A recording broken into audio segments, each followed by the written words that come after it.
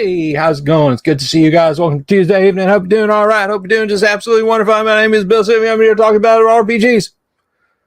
Whew. But seriously, how's it going? It's good to see you guys. I hope you're having an absolutely fantastic Tuesday evening. I, of course, am Bill Sylvie, a.k.a. the Dungeon Delver. That's right. That's me. You made it here. You made it. You clawed your way through the thorny undergrowth of the internet, and you found your way here. And let me tell you what, if you're not subscribed, please like and subscribe. Click that bell icon for notifications. It is extremely helpful, and I do appreciate it a ton. So I hope everybody is having an absolutely, positively awesome evening. Winter Wolf, I see you. I have seen you. For 1,000 years I have watched you. I'm doing just great this evening. We have got some stuff going on. Dungeon Minister, happy birthday. Dungeon Minister, another 365 around the sun. Let me tell you something. Let me tell you something about this channel. If you're just now clicking that subscribe button, I'm going to take this down. It's pulling my hair. If you're just now clicking that subscribe button, it's a package deal. It's like, you know, when you'd get Sports Illustrated, but you'd also get the football phone. Go subscribe to Dungeon Minister's channel. The guy has some of the best basic/expert commentary content. He does crafting. He builds. I waste tons of money on resin dungeons, and this guy just like grabs poster boards and just makes awesome stuff. You want to check out the Dungeon Minister's channel. So go do that. That's part and parcel. We're simpatico. He's keeping it held down on the real tip for basic experts. So please do that. Please consider that. I'm not just saying that because it's his birthday, but it is his birthday. So anyway, but we have got some great content tonight, because tonight we're going to do something that I said once upon a time. I said, we're never going to deep dive Unearthed Arcana. It's too controversial. But ladies and gentlemen, I assume we have some ladies out there in the audience. Ladies and gentlemen, when have I ever shied away from controversy? When have I ever sat here piloting this big old starship of classic tabletop role-playing game information and said, no, that's too spicy. I'm not going to deal with it. I'm not going to touch that. I would not be living up to my name as the Delver, the guy who delves into things, if I didn't dig through this. So we're going to start just like we did with deities and demigods. Tonight, we're going to start the deep dive into Unearthed Arcana. My early Christmas present to you. And we have got a lot to get into with its history. Then at a little after 9, guess what? We're doing a live play of first edition Advanced Dungeons and Dragons. That's right. We're going back to Greyhawk. I do think so. And it's Damien's birthday. We get 2 birthdays happening. See, that's the bonus content you get. You don't get this. Does Matt Mercer have 2 birthdays on his shows? He doesn't. But I do. So I'm bringing it in stereo. Robert says Unearthed Arcana is a proto 2 ebook. Go figure. Yes and no. Yes and no as a matter of opinion. But we're going to get there when we get there. But right now, we're fitting a dive in. We're fixing to dive in.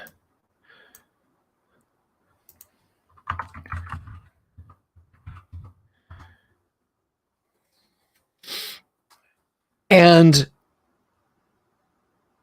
look, I'm going to be expressing a lot of opinions in this, okay?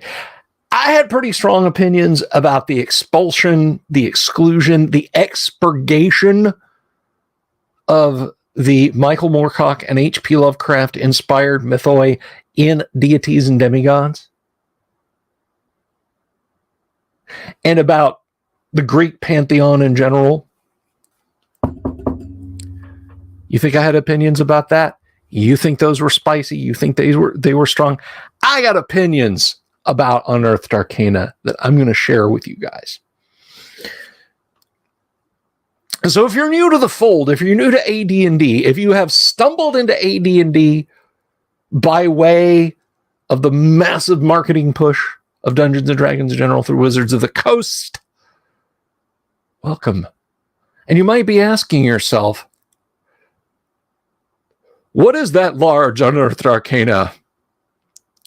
This is not my beautiful rule set. Yeah.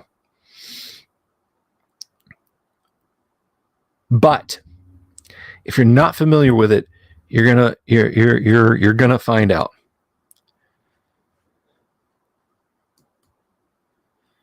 You're gonna find out, and it's gonna be interesting.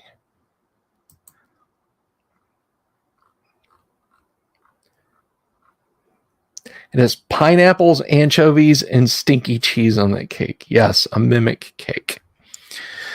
You're going to find out all about Unearthed Arcana because honestly, if I don't tell you guys, if I don't tell you guys, who will? Who will?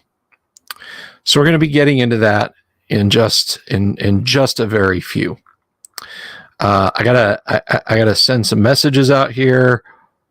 Let's see.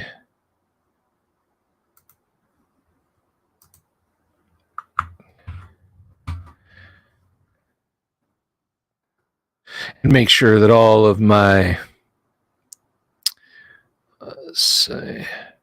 make sure all my folks can find their way to tonight's AD&D game. I forget sometimes. I got to send this link. I got to send out this link.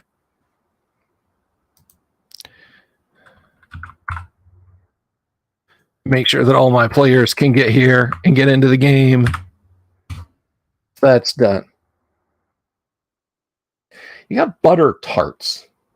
Is that like a sweet tart? Or a Pop Tart? See, I don't know. All right. So Unearthed Arcana, what is it?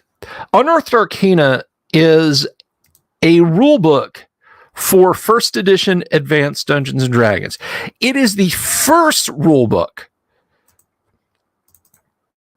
It is the first rulebook, new rulebook, for D&D that had been published in over half a decade when it came out. Pecan pie, just small. Oh, now I tell you what, I love me some pecan pie. That is phenomenal.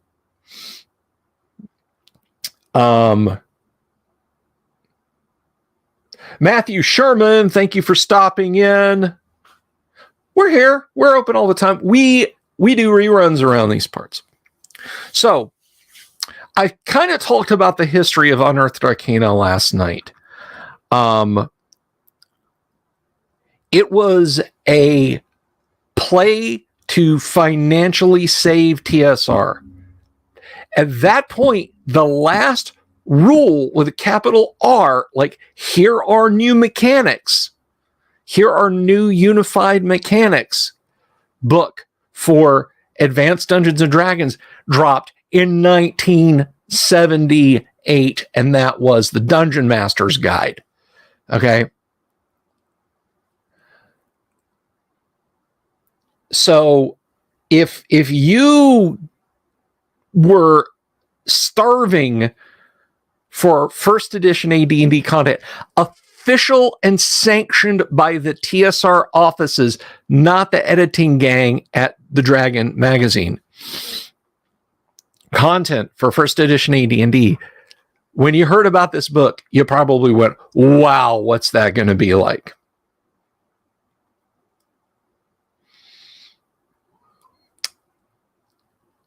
And so we got Unearthed Arcana. Now, if you look at the thumbnail on tonight's vidya, you may notice that it is a lovely painting.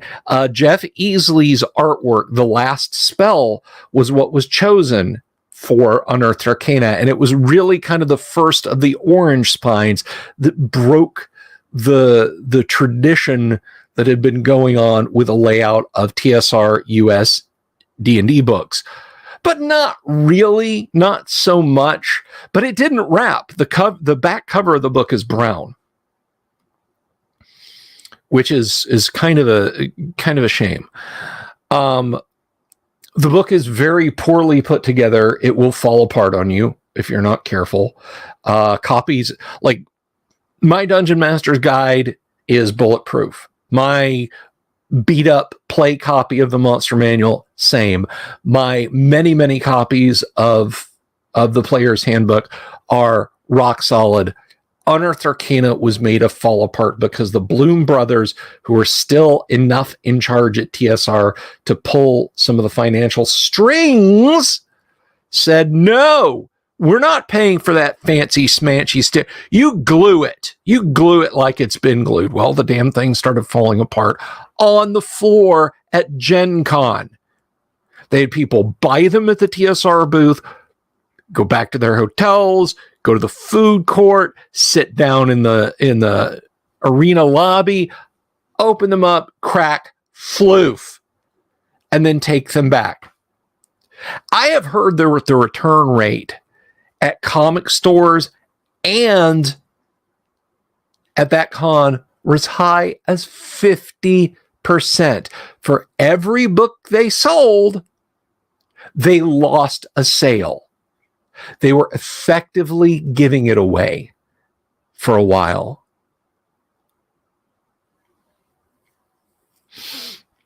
And yet,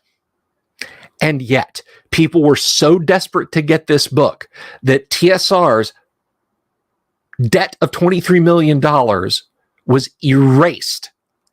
TSR effectively made $39 million with the first sell-through of Unearthed Arcana. So in that, it did a bang-up job. But what's in it? What is the big deal? Let's dive in. Let's take a look. Let's see what Gary hath wrought. Now, as bad as the copy was, as bad as the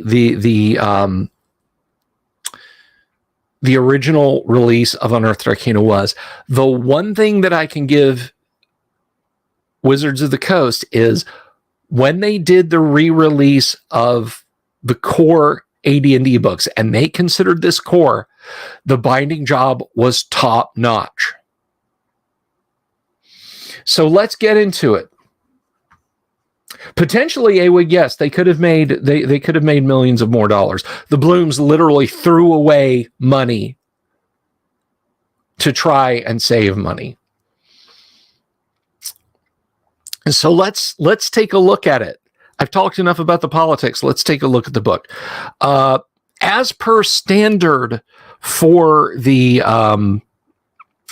re-releases from 2014, we get a vignette on the cover, this sort of circular vignette with a close zoom in. Look, I love Jeff Easley's artwork. I would willingly fall into Drelsna's arms. She is so beautifully rendered in those books. If I encountered her in a dungeon, I would just be like, okay, make sure it doesn't hurt. All right. That's how lovely Jeff Easley's artwork is. And his beautiful artwork is spread across many volumes. The Last Spell in this rendition or in the actual book, I don't particularly care for. I think it looks kind of goofy. I don't know if it's meant in homage or mockery to Gary, but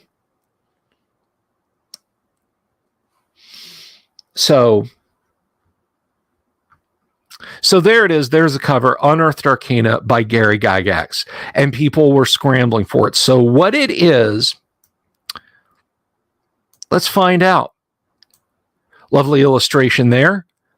They're finding a magic tome. And, you know, I got to say, for the non-recycled art in this book, it is very on point. You get the angled TSR logo.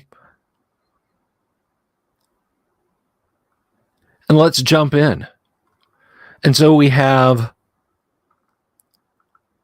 oops, scrolled right past it. We have a brief dedication. As usual, there are many who deserve their thanks for their assistance in putting this whole thing together. Also, as usual, I am sure I have forgotten to give credit to some of my understanding associates who deserve same. To Len Lakofka, who keeps after me as he has from the earliest days and has lent me both material and stimulating discussion. To Luke Gygax for his eagerness to test the new magic and spells. It's Luke's fault. And to suggest more of same. To Kim Mohan for being willing to undertake the project and then actually doing it. To Jeff Grubb, who belabored me with so many pages of questions and suggested qualifications that I'll never forgive him. And to all those who helped and whom I have absentmindedly forgotten, thanks.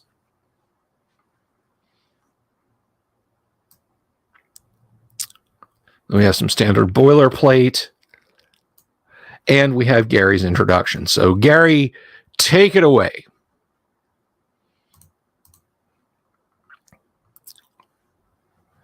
So, cast your mind back. It's spring of 85. Unearthed Arcana hits. Read with us. Now that you have this tome in your hands, you are about to discover a new and exciting dimension in the advanced Dungeons & Dragons game world. You have unearthed the hidden mysteries of this work, so although they are no longer arcana, the contents are treasure. The AD&D game system is dynamic. It grows and changes and expands. Our universe does all this, and so too the multiverse of this game system. The description and definition of an infinite multiverse must necessarily be done piecemeal, adding new discoveries as they come to light, expanding horizons as the sum total of our past knowledge allows. As the original volumes of the game system, Monster Manual, Player's Handbook, and Dungeon Master's Guide have altered from their first editions, so the game has changed in form and substance. Right here, if you're reading this for the first time, Gary is setting us up for a big sea change. This new material grew from my own campaign, articles published in Dragon Magazine, and input from many dungeon masters and players also. This book has a single purpose.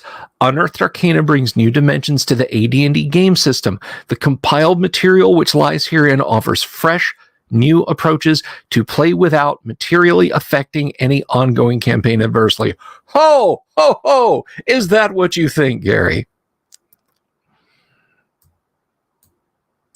This work does not alter former laws of the multiverse, but it does open insights and vistas beyond those previously understood and seen. So it alters former laws of the multiverse. I'm not saying I'm going to change your campaign, guys, but I'm totally going to change your campaign. All the participants of a campaign will find this material of greatest interest and benefit to them.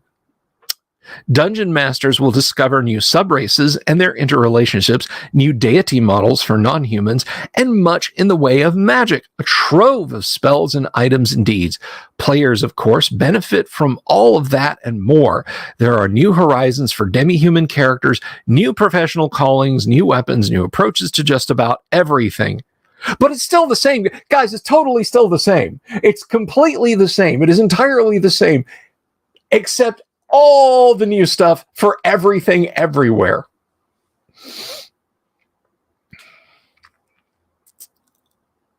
Yes, some of this material has appeared previously, but here it is carefully revised, I question carefully, edited and compiled so as to change it from a possible insertion to an integral part of a vital campaign.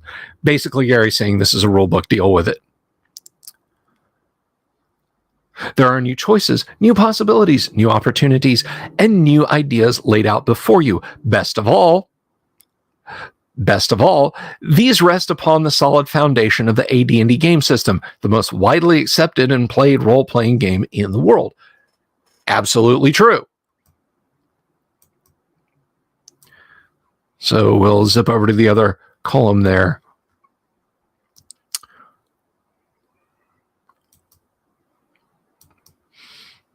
This effort was by no means mine alone. Len Kafka, as usual, contributed his part.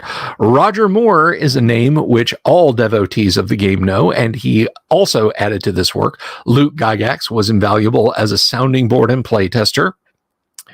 Let's see. Once the ideas were compiled, Jeff Grubb and Kim Mohan went to work on the manuscript. These two insisted on clarifying, codifying, expanding, and defining. Expanding. And generally demanded that the whole text become better and better. It does make one wonder if some of the things we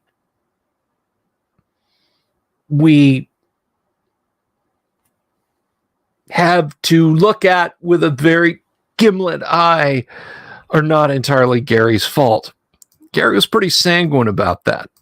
Despite the extra work demanded from me, I thank them for this and still more for their own creativity, which they freely contributed to in order to ensure that what you now hold is the best possible text, a literally up-to-the-minute description of the state of the art as that term applies to the AD&D game system. This is a service pack. This is a service pack for those of you who have your roots in information technology. What we are looking at is the README for the service pack for Advanced Dungeons and Dragons. And like all service packs, it introduces bugs. Every dungeon master who has created a campaign milieu out of whole cloth, so to speak, can certainly understand that the more one learns, the more one comes to understand how little he knows. So too the multiverse of this game system. The farther afield one goes in exploration and discovery, the greater the realization of how vast is the realm of unknown knowledge which awaits discovery, as it were. However, such as with our actual world, the expanses of the game multiverse will always have frontiers and unexplored territories. This fact, indeed, is what makes the AD&D game system so wonderful and appealing. Thus, good reader, here is the last word. By far not the last word ever, if only.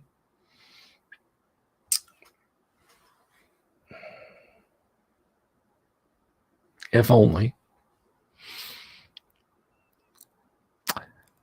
But the latest so far. It is, after all, high time that those who enjoy the challenge and excitement of the AD&D game be presented with a tome such as this, a package which gathers all of the new discoveries plus a wealth of just uncovered secrets between one pair of covers.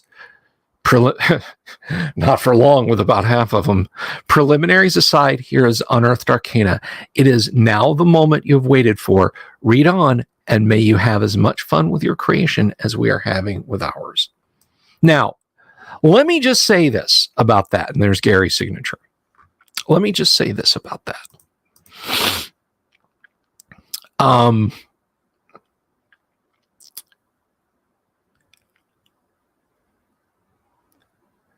There were times in the past, it's really not a case these days. Am I going to provide game updates on the middle? Oh, I'm sorry. I thought you're talking about.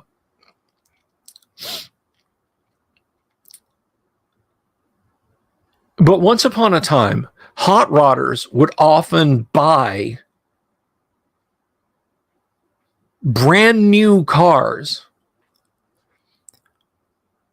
to strip the engines out of and put into their extant cars. Or they would seek gently used ones. And other parts might come with it. A new fuel system, accelerator. Well, we've got the car, we might as well bring some other parts over too. This is the approach you have to have with Unearthed Arcana. This is a parts car. You can make it part of your daily driving routine. I don't recommend it. And we'll get to why later. All right. So we have an intro from Jeff Grubb. Warning, this book is loaded. Loaded with new information, that is. Baseball cap backwards, shades on, 90s radical. Anyway. In the time since the publication of the Dungeon Master's Guide in 1979, I kept saying 78, sorry, 79, the AD&D game has not stood still. In Dragon Magazine, Garrett Gygax has continued to expand the frontiers of the game, offering new ideas, experiments, and rules. In this book, those ideas are made concrete. The experiments are completed. The suggested rules are now official and final. Jeff Grubb saying that basically this is now part of the rules. It goes players or monster manual, player's handbook, Dungeon Master's Guide, Unearthed Arcana. There's no way of getting out of it. A new Hemi. TJ, you got it. Spot on. Much of the material within this book first saw the light of day in Dragon Magazine, but in the time since has been playtested, questioned, discussed, retailer represented, and replay tested. This was my role in the project under the handy umbrella title of design consultant, which is shorter than gadfly, ombudsman, and kibitzer. Okay, everyone out there, reach for those dictionaries. I know what those things are. In addition to the magazine article material, this volume also includes material that has never before been published. This too had to be checked and rechecked before being put in a final form. All of the above material had to be approved by Gary, including any proposals for all new material that may have occurred along the way. Everything was checked out with the architects of the AD&D game system.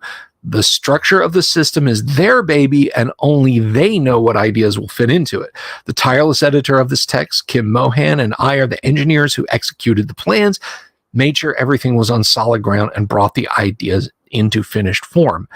That finished form, Unearthed Arcana, is in your hands now. It is a book that will change the way the AD&D game is played. Enjoy. And that is from Jeff Grubb, also May of 1985. So, and I should have zoomed that in, sorry.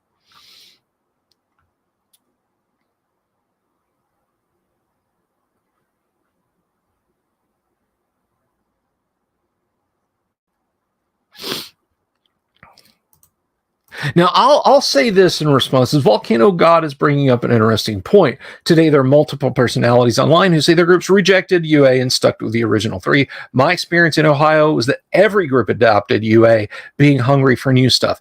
So, as I have said, I began to drop out of playing AD&D around the time this was coming in. The only thing from UA that I ever tinkered with back in the day was, and it wasn't even me, my sister played a Cavalier from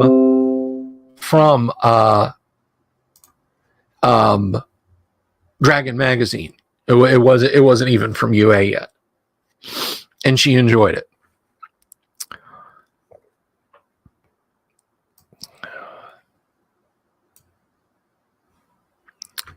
And we have some words from Kim Mohan here. There are some advantages to being the editor of this book, and now that the job is just about finished, a few of them are beginning to occur to me. One of the benefits of the job is that the editor gets to decide what pieces of text get done last, and I decided a while ago that it was going to be this one. This way I can see what Gary's preface and Jeff's introduction are covering, so I don't have to worry about telling you all the things they've said. Pretty soon, when the nightmares about deadline wear off, I will have pleasant memories of working with Jeff and Gary on a project that demanded more of our time than anyone could have foreseen. And as of now, I can stop being a nuisance around the offices.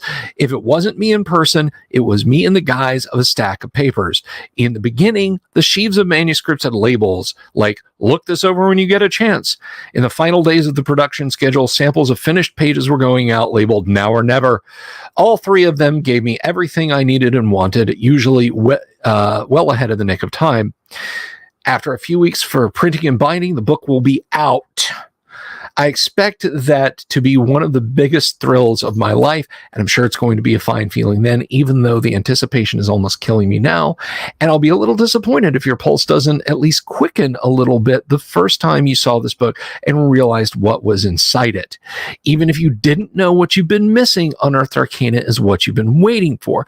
My exhilaration over the book will last as long as it stays on your shelf within easy reach, because that means what we've done is being used and enjoyed by the people we made it for. The biggest advantage of being the editor of the book is a good feeling that will probably last me the rest of my life, and it's starting to well up inside me now. Very nice words.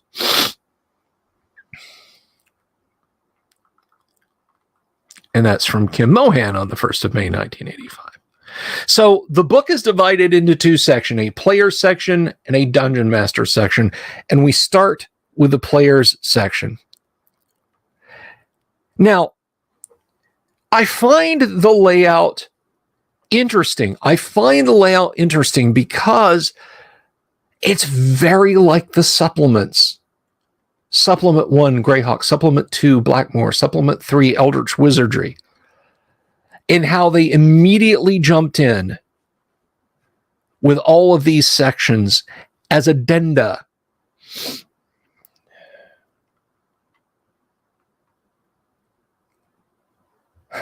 Jeff Grubb authored one of my favorite books, Manual of the Play. Very funny. So I'm sorry, I split my thoughts. Volcano got to finish answering what I was saying to you.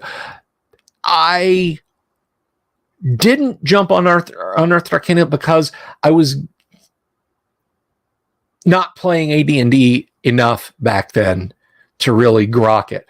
I'm sure if I had been a little older, I agree with you.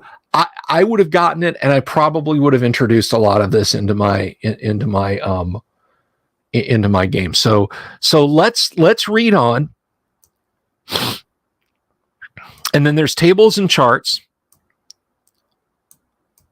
And notice the table of contents stops there. It doesn't mention the Dungeon Master section. That actually gets its own table of contents later.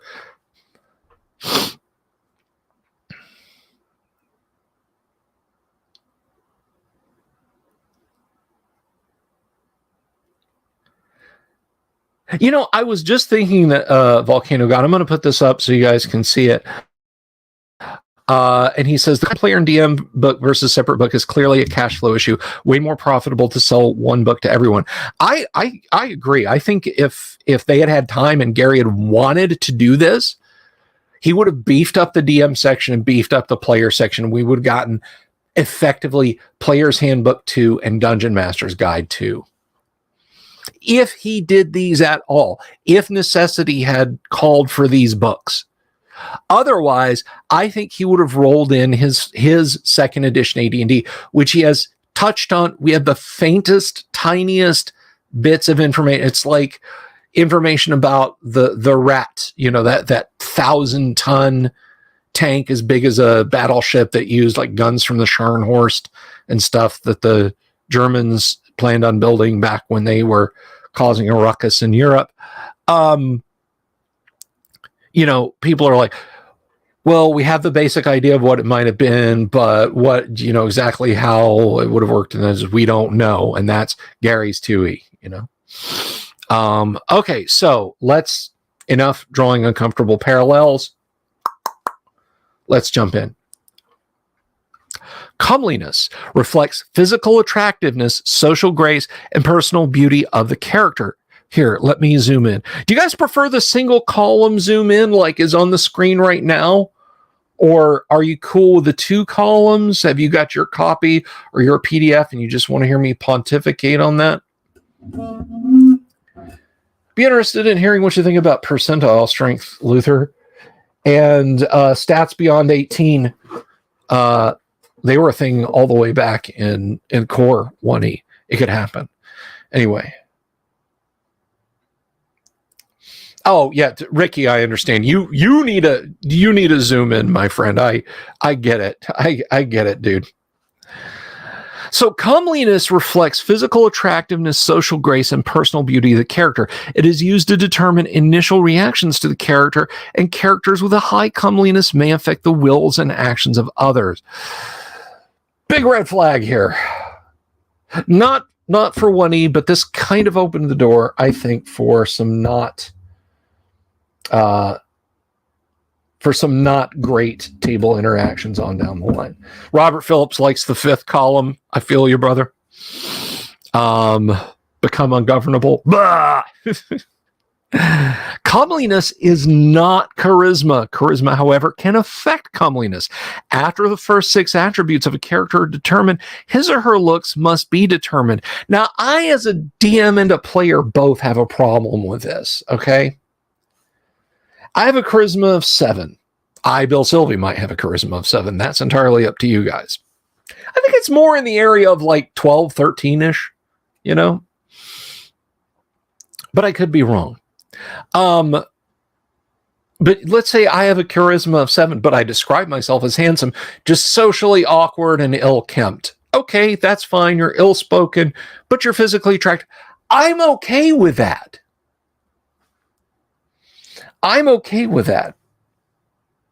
Mobius does not like my singing. He doesn't like my singing. He doesn't like my singing. I just had to do that, brother. Sorry. So comeliness is not let's see. Is the character ugly, homely, plain, or pretty? This characteristic is determined by the comeliness roll. 3d6 are rolled and totaled. The resulting number between 3 and 18 inclusive is modified. Character, and now we're into figured characteristics right off the bat. Characters with a charisma of less than 3 will have an adjustment of -8 on comeliness, so will fall in the range of -5 to +10. For charisma of 3, the adjustment is -5, 4 to 5, -3, 6 to 8, -1, 9 to 12, no adjustment, 13 to 15, +1, for 16 to 17, +2, for 18, +3, and for charisma of more than 18, +5. As charisma is raised or lowered, whether by disease, disfigurement, aging, or artifacts, comeliness should be similarly affected on a point-for-point basis. A loss of 1 point of charisma equals 1 point of comeliness equally lost. So, note here, too, the comeliness stat lies outside of figured character or characteristics that can be figured with 4d6 drop lowest. It just says 3d6 and then adjust. Hello, Chris. Accordingly. So if we roll our comeliness here, we have a comeliness of 6, but let us roll our charisma and see if it adjusts that. Well, here I got a 17. So my comeliness is only 6. But my charisma is a 17. So now my comeliness becomes an 8. Because +2. Viking Hat's very upset at me. We'll discuss it in a staff meeting. The people spoke.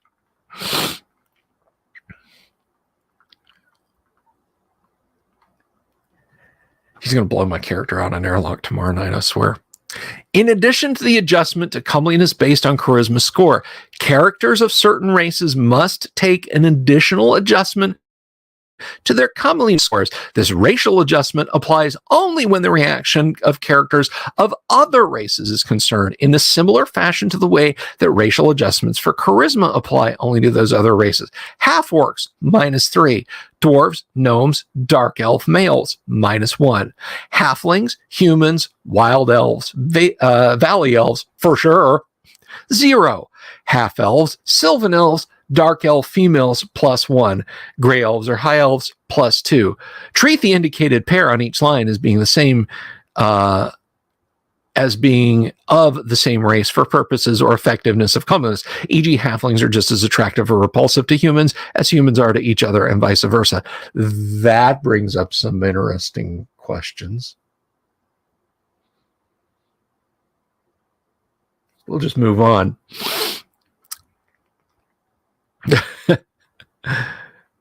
Minus 16 or lower. Those viewing a character with comeliness this low are repulsed and horrified so as to turn away or attempt to destroy the creature, so offensive is the sight. No, your perfect ears you will keep, and I'll tell you why. The cry of every child who sees you. The wail of every woman who says, "Dear God, what is that thing?" will echo in your perfect ears forever. If the individual with low comeliness is powerful, the reaction will tend towards escape or reinforcement of previously determined awe, horror reactions. If both viewer and creature are of evil alignment, the effect is that of a positive comeliness of the same total. Put me back in the cage. You can't stop me. Minus 15 to minus 9. Disgust, as evidenced by a tendency to look away, revile the individual, and act hostile in general. Under no circumstances will this character be accepted by the viewers unless all are of evil alignment, so that the negative comeliness can be regarded as positive.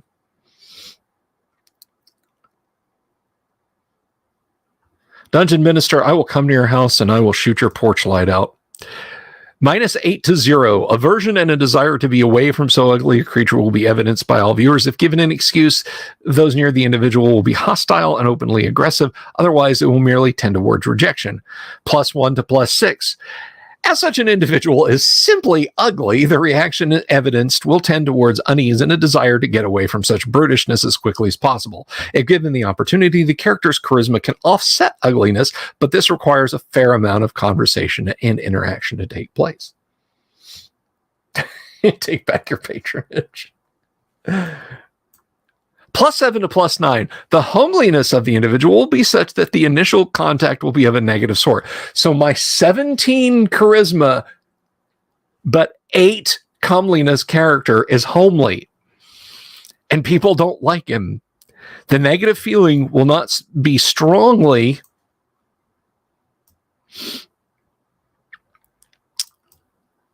will not be strongly evidenced. High charisma characters will quickly overcome it if any conversation and interpersonal interaction transpires.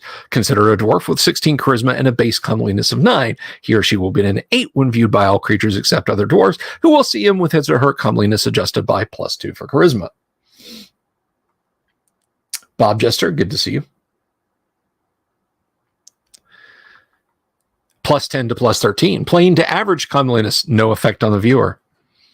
Somebody needs to explain to Gary what average on 3d6 is. For a guy who wrote the bell curve in the Dungeon Master, this is a little offensive.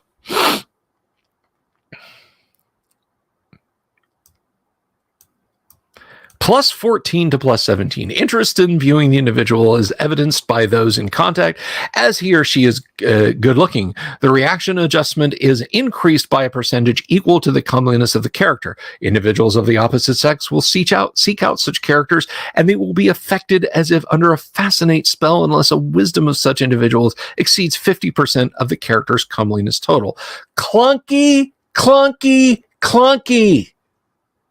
I got a group of 8 NPCs of varying wisdoms.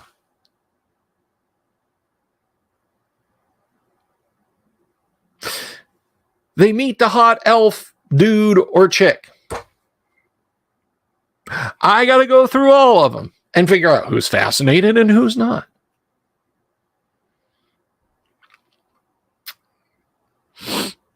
Plus 18 to plus 21. The beauty of this character will cause heads to turn and hearts to race. Reaction for initial contact is a percent equal to 150ness of comeliness score. Individuals of the opposite sex will be affected as if under a fascinate spell unless their wisdom exceeds 2/3. Oh my lord. That clanking sound you hear from AD&D's rear end is because too much stuff has been loaded in the bed, guys. And the differential is struggling. Unless their wisdom exceeds 2/3 of the character's comeliness total, individuals of the same sex will do likewise, unless wisdom totals at least 50% of the character's comeliness score. Rejection of a harsh nature can cause the individuals rejected to have a reaction as if the character had a negative comeliness of half the actual positive score. Plus 22 to plus 25. The stunning beauty and gorgeous looks of a character with so high a comeliness will be similar to that of those of lesser beauty, 70 to 21, but individuals will actually flock around the character, follow him or her, and generally behave so foolishly or in some manner as to attract the attention of the character. The reaction adjustment is double the score of the comeliness. 22 comeliness equals 44%. Fascinate-like power will affect all those with wisdom less than 2/3 of the comeliness score of the character. If an individual of the opposite sex is actually consciously sought by a character with comeliness 22 to 25, that individual will be effectively fascinated unless his or her wisdom is 18 or higher. Rejection is above. Oh, but we're not just stopping there. Plus 26 to plus 30. I don't know how this is possible,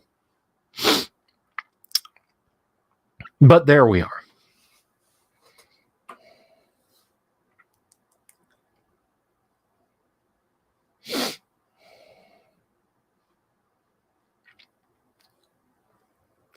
Unearthly beauty of this sort can be possessed only by creatures from other planes, demigods and demigoddesses, and deities of unusual sort. Reaction adjustment is double comeliness score. Fascinate-like power is effective on all except those with wisdom equal to at least 75% of comeliness, except that 19 or higher wisdom always allows a saving throw versus the power. An individual of the opposite sex who is consciously sought by a possessor of such unearthly beauty and comeliness will always be under the spell of the individual with such beauty unless he or she has a wisdom of 20 or more.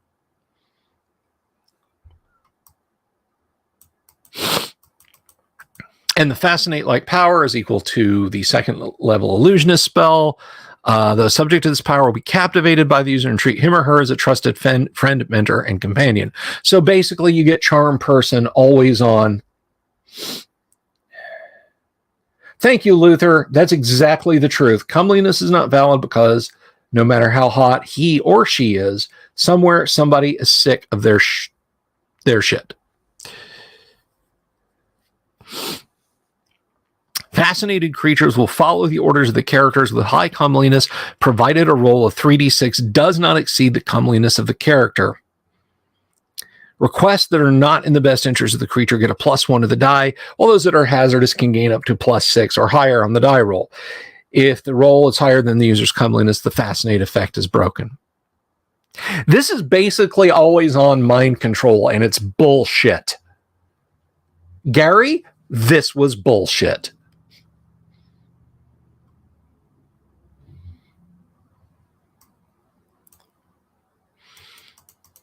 Roll up a comeliness score. Treat it as a normal stat. Have some fun with it.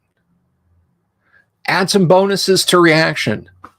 But these mechanics, and it's just like, no, I'm so hot you can't ignore me. Look, I read those AD&D horror stories, or I'm sorry, Dungeons and Dragons horror stories and all that stuff online just for amusement. And it's kind of, you know, whiny players saying to the DM, I have this and they have to listen to what I do. And the horror stories are usually the DM going, okay, well, they said that and they had this power, so you have to. That's what this is, and that's where this started.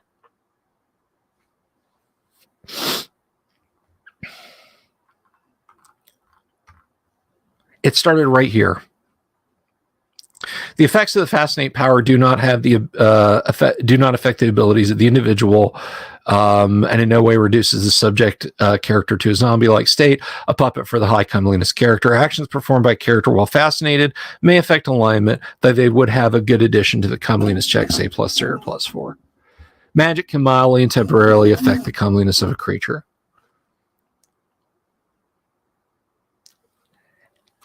Guys, the comeliness stat's just bullshit as written. If you want to use comeliness, come up with a house rule, fix this. Like, do it in reverse. Like, don't have anything affecting comeliness, or don't have comeliness affecting anything other than adding bonuses to charisma or negatives to charisma. Otherwise, I wouldn't touch it.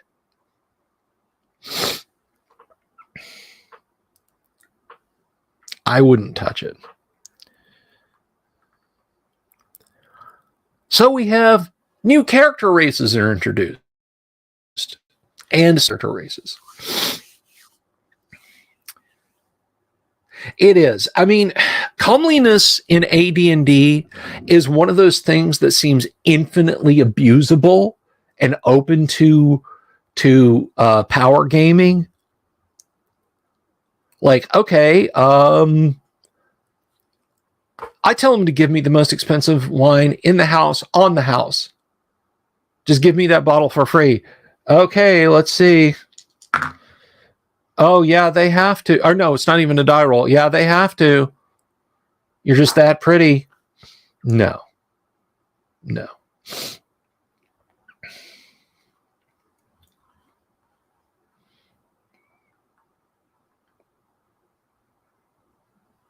36, 24, 36. Only if she's 5'3".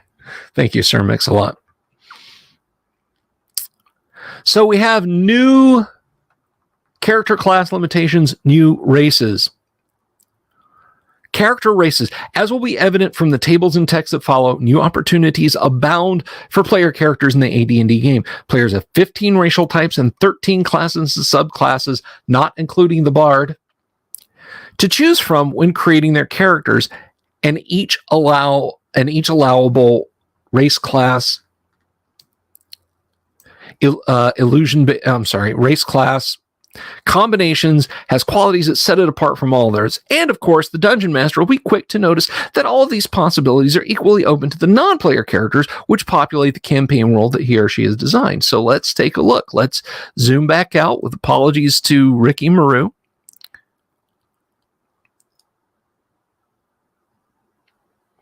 If everyone liked the vid, it would have 19 likes. Well, that's very true. Thank you. Thank you, Ricky.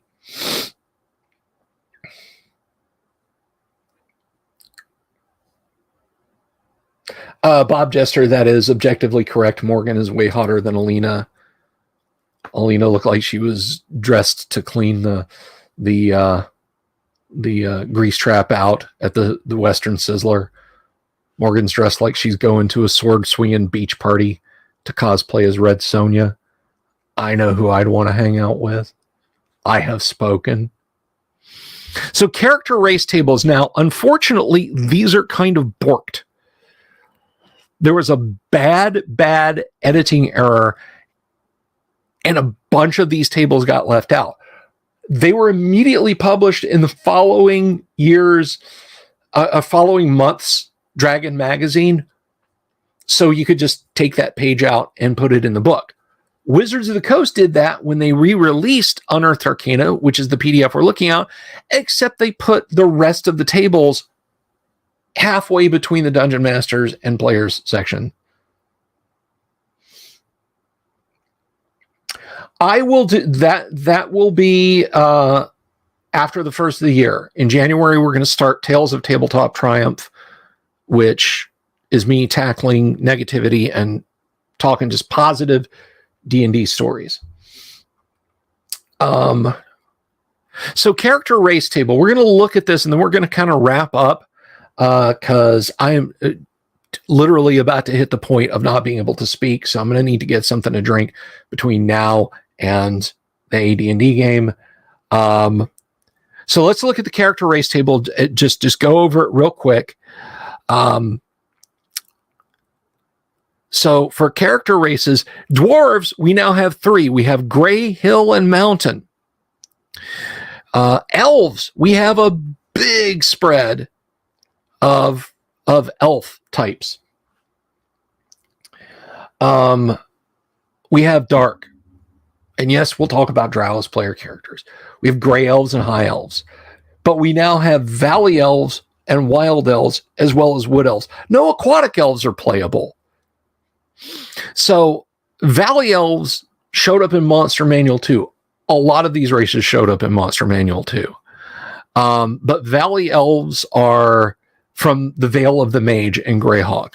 Wild elves, the Gygax, also started in Hawk, but of course they dragged those into other campaign settings, as well as Drow or Dro. Gnomes. The Snirfneblin who showed up in D1 and D2, and I think they're in D3 also. The Snirfneblin, the Deep Gnomes, they make it a playable character race here. And then we have Surface Gnomes, which is your bog standard AD&D Gnomes. And let's see. There goes my voice. We have half-elves, halflings, half-orcs, and humans. And so we can just run down real quick and look at the classes.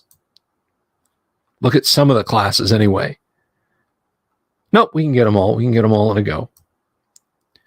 So we have the Cavalier and the Paladin under it.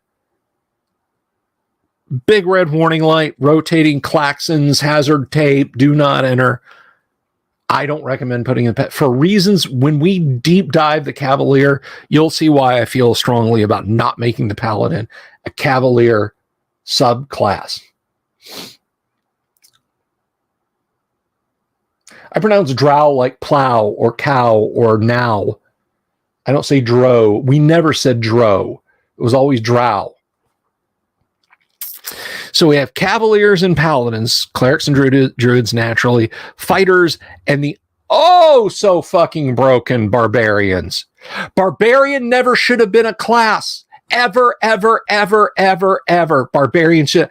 I swear to God, I see people there like, I have a barbarian paladin. He's chaotic neutral. Then it's not a paladin. Barbarians are civilizations. You could have elves that are barbarians. You could have, because they live in a barbaric state.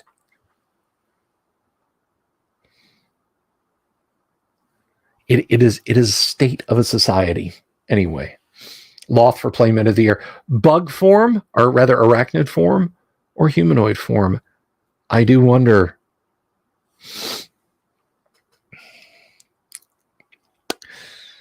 So barbarians and rangers, magic users, illusionists, thief, acrobat, which I actually don't hate. I don't hate the thief acrobat. Again, we'll get into it. Assassins, monks, and bards.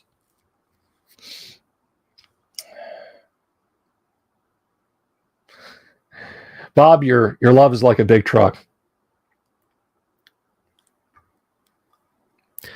So, and then we get into requirements and so on. But this is a big pagey page. It's a big spreadsheety page of character class limitations and so on.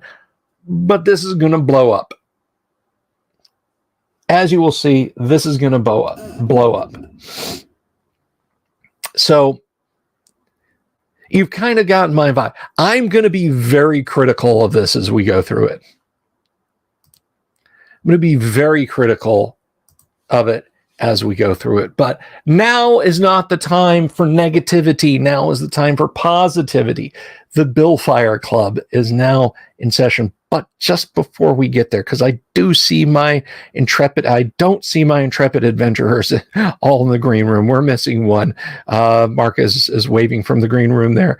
But I do want to take a minute to unwind. To unwind a little bit. And thank some folks who help keep the lights on around here. If you've been noticing, the crab has been patiently indicating down there below. If you want to support us on Patreon, please consider that. We're also available on Subscribestar. You can direct PayPal us, and you can buy me a coffee at buymecoffee.com/bsylvie if you'd like to. And there are some folks who have elected to do so. So let me now take a moment to thank them and give much thanks to my friends Joshua Garlock, Lord Corion, Ricky Maru, Mobius, Kevin Reynolds, Doomsword Deathmaster, Mark Simpson, Damien247, James F. Keck, William Smith, the Dungeon Minister, Manny Wall, Mark Corey, Kevin Wood, Todd Sharp, Carnivore Farmer, Rob, Jeremy Rule, Boganora, Mikey Mank, Sky Hernstrom, Pete Sullivan, the DM's Council, and Baron von Headbanger. And a bunch of those guys you're going to meet here in just a few minutes. So I'm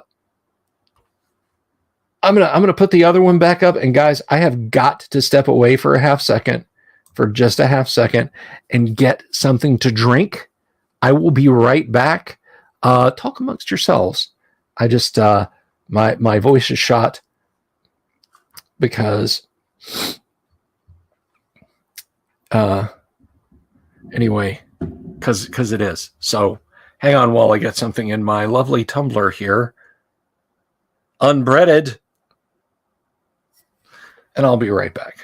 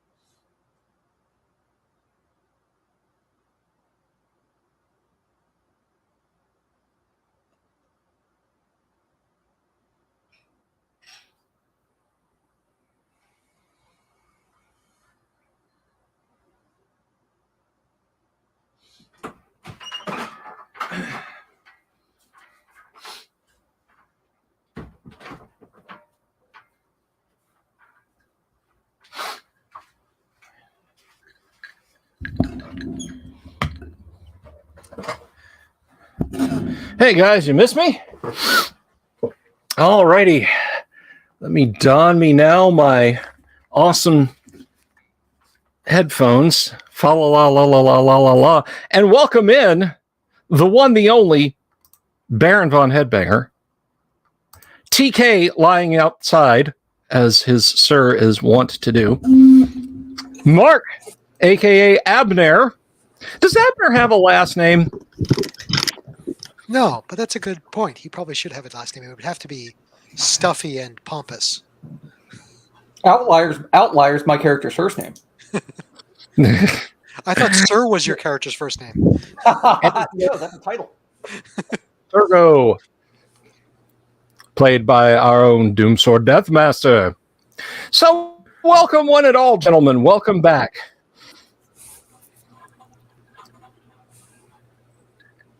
And what are your plans?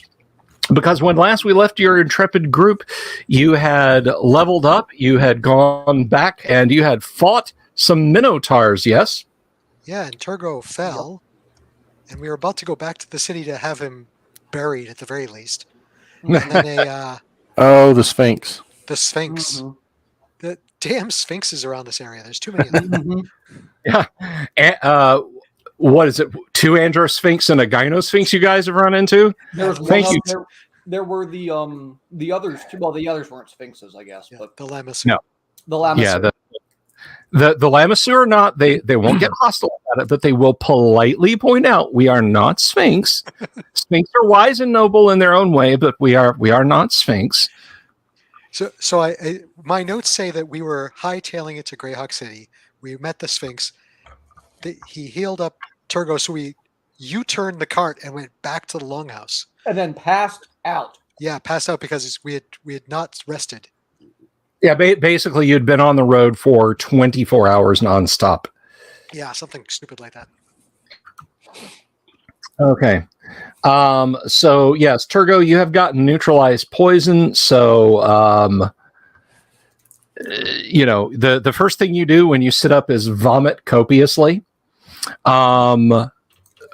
But you are otherwise in fine shape, and you all arrive back at the Longhouse in about as good condition as you can hope to be. And again, the men-at-arms basically throw themselves on the floor where their sleeping pallets are normally. So, Yep.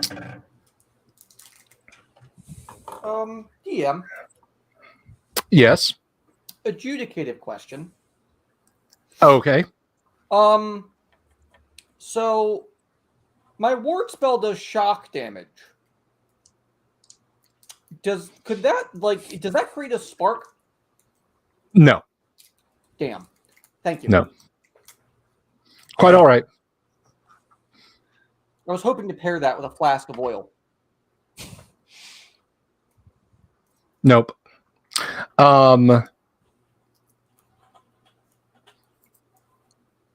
I just want to point out once again, for Luther's edification, that's Chow Yun Fat. He is a Hong Kong action movie star, and he's in his mid-60s. Thank you. Oh, that's the Mario Lopez that's been over there forever. Yeah, that's him. Anyway, so moving right along. The next morning, we'll just make sure. Is there a next morning? By 12 You gotta roll rolls. the dice for that. Yeah. Watery monster, chart. Tarask. No, there's not a next morning. Okay, so yes, the next morning comes and there is no nothing comes selling door to door random monster attacks. So what do you guys wish to do? Turgo, how are your hit points? How are you feeling?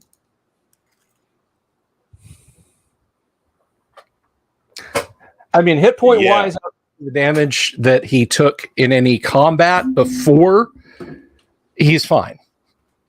Okay. Right. So I was down 4 and a couple nights rest, I guess. Okay. Mhm. Well, I mean, I still have like 4 cure light wounds prepared. So like that's why like the night before I could just go, you want me just to go cure and then burn 2 on myself? Yeah, I only needed 1. Assuming roll, right? So Do you care if I roll DM? no, that's great. No, go right ahead. Turgo, you get 8 back. Oh yeah, plenty. I get 2, and then I get 8, so that's 10. I'm at max. Does anybody? I have 1 left before we sleep. I don't think the men at arms or anybody needed it. So nope. Did Darwish. Thank you. Thank you. Did he need it? I think Darwesh did get hit, but nothing severe. I'll cure him anyway. 5 points. Okay. Well, if he didn't get hit, the little canker sore he had inside his mouth from when he bit himself having some particularly tough stew meat is now completely healed up. I'll just do it like a religious sermon where it's like, I need another witness. You'll do. Come here. Yeah, we Can don't get ask Darwish what he does in his spare time. Alrighty. So, what do adventurers? y'all want to go back down and clean out the troglodytes, or well, I mean, we kind of already did that, but like, you want to keep going down there? Looking at my maps, there's maybe a couple more places to try. Sure. Down in that area. But we also received some treasure from the trap that nearly killed me, or at least the chest that was trapped with the trap. Yeah. That killed me. The paladin has a shiny new shield. And there was that suit of studded leather, I think. Yeah. So what's the deal with that, Bill? In terms of what's your ruling on thief wearing studded leather? I think Unearthed Arcana actually introduced, if I'm not mistaken. That's the At best least maybe that was FM's part. I don't know, but so what's the deal with thief wearing studded leather? Is that possible? So looking at the player's handbook, now this is a good point. This is a good point brought up, because as I say always about our streams, they're not just entertaining, they're informative, because there certainly could be people out there in the audience who are gearing up to play AD&D. They want to learn about AD&D. And so, we don't get all caught up in not tending to folks who have those questions. So nominally, thieves can only wear up to leather armor, but studded leather, let's see, it has the word leather in it. That's why that's one of those gray areas. So players always ask your DMs. Mm-hmm. They're the final arbiter. That is correct. So the thief,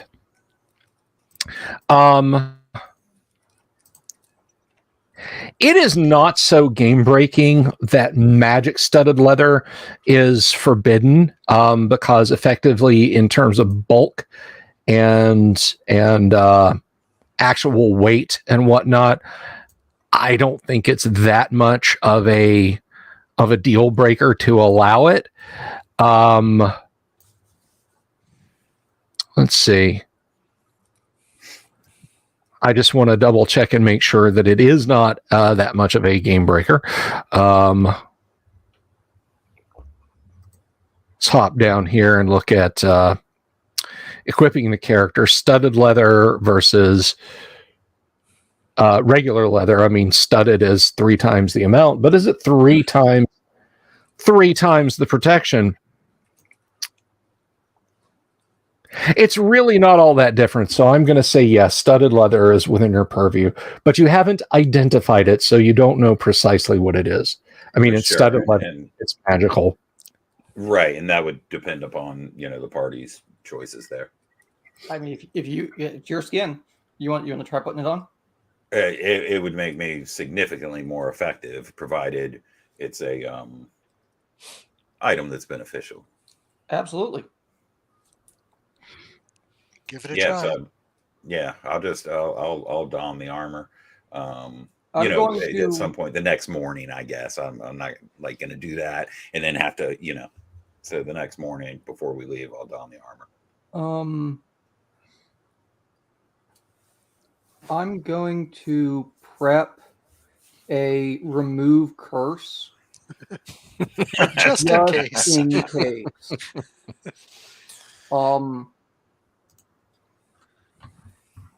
I just figured I get 1 3rd level spell for the day, so or at least for like the next 4 hours or whatever. So like it's going to I'm prepping remove curse, FYI. Okay.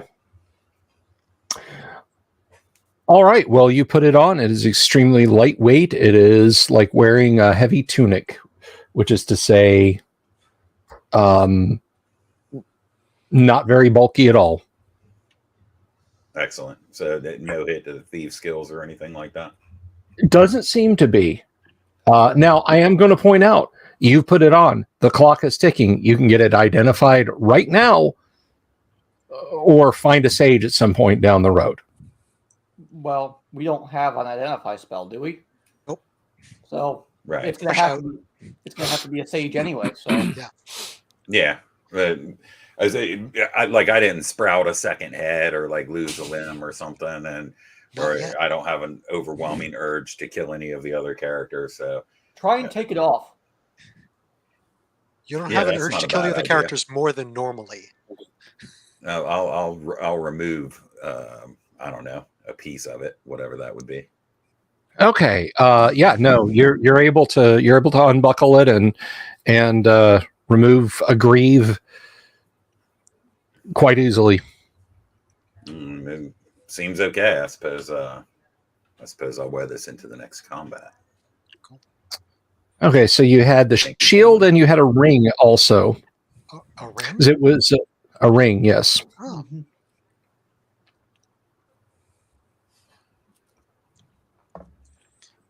Well, you don't know what it is, but I could prep detect magic and check if it's magical, or if it's just jewelry. although it is of, so you're gonna cast detect magic. Yes. Okay. Although the ring is of plain unadorned gold that shines very richly, it does detect as magic. Awesome.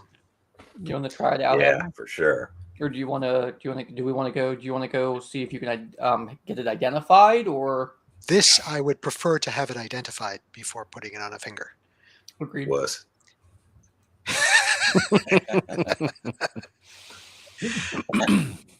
I wouldn't put it on either. So I'll hold on to it. Bucket. Take it out of the fire. You will find it's quite cool. Well, but even then, even being in your pocket, right? That time's still ticking, right? Yeah. We're gonna have to go to a sage and have it checked. Yeah, out. that's what I thought. It's Okay.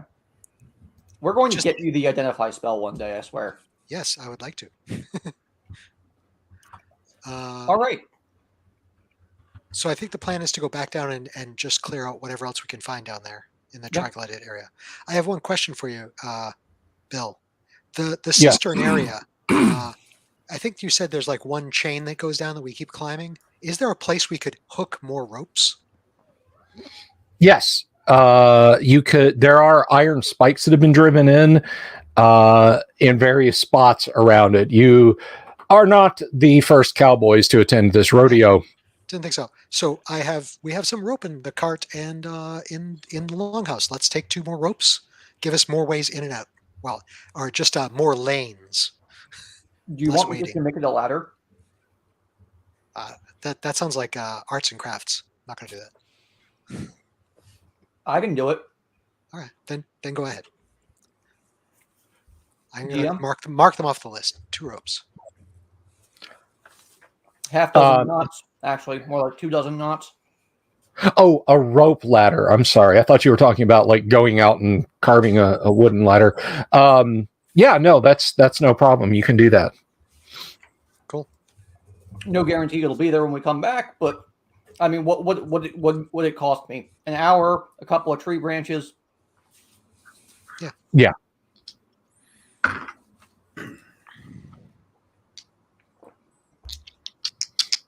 All right. So let's go back down in the cistern, back into the troglodyte area. Absolutely. Okay. Let your friendly neighborhood dungeon master pull his map up. We should have a talk sometime about Lorica Hamata, because I think they don't do chain justice. I'm sorry. Could you say those words again? Lorica Hamata? Oh, that's a type of armor? Problem fee. The Roman chain shirt, small riveted rings, but it was intended to fit specifically close to the body. It didn't rattle. It didn't hang. It fit snug. There have been modern people that have worn them, and you can wear them underneath your daily clothes, and it's not bad. It's I don't know. People tend to give chain a bad name.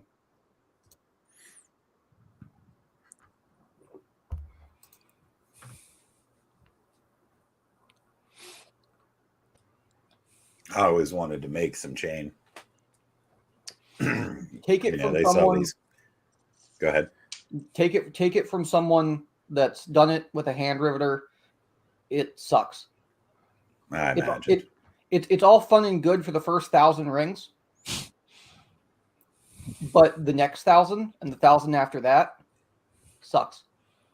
Yeah, and the joints and all that stuff. I'm sure it's a pain. But You can get STL. Oh, sorry, Bill. You can get STLs that will be metal, but if that's your jam, if you're just looking for the look for cosplay, it will absolutely print out pre-linked chainmail for you. Just do what they did on the old movies. All right. They had wool sweaters knitted to look like chainmail. And spray paint it. Yeah. Right. That's how they did in the old movies. It was great. Yeah. I think just so you know, Bill, our goal of this delve is to get to the point where we fought the troglodytes. There's 2 places down there. So roll away for wandering monsters, but I don't think we're going to be stopping for much along the way. Yeah. We're going to go there. No, it's still going to take you a while to navigate back over there. Yeah, exactly.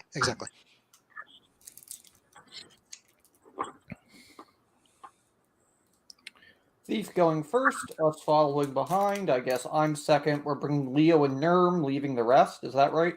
I don't leave my bodyguards. So okay. So then we're leaving Leo and Nerm and bringing the rest. Word. Yes. Me and my dog behind the thief. Yep.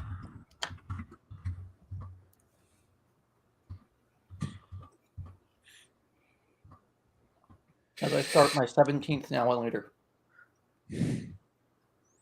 All right, let's see.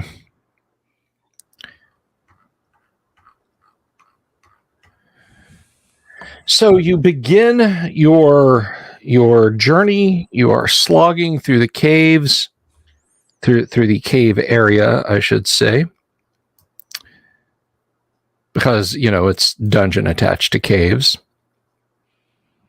What are you guys doing for a light source? You have your magic coin lantern.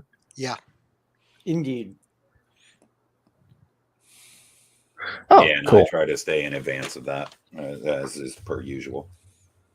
Sure.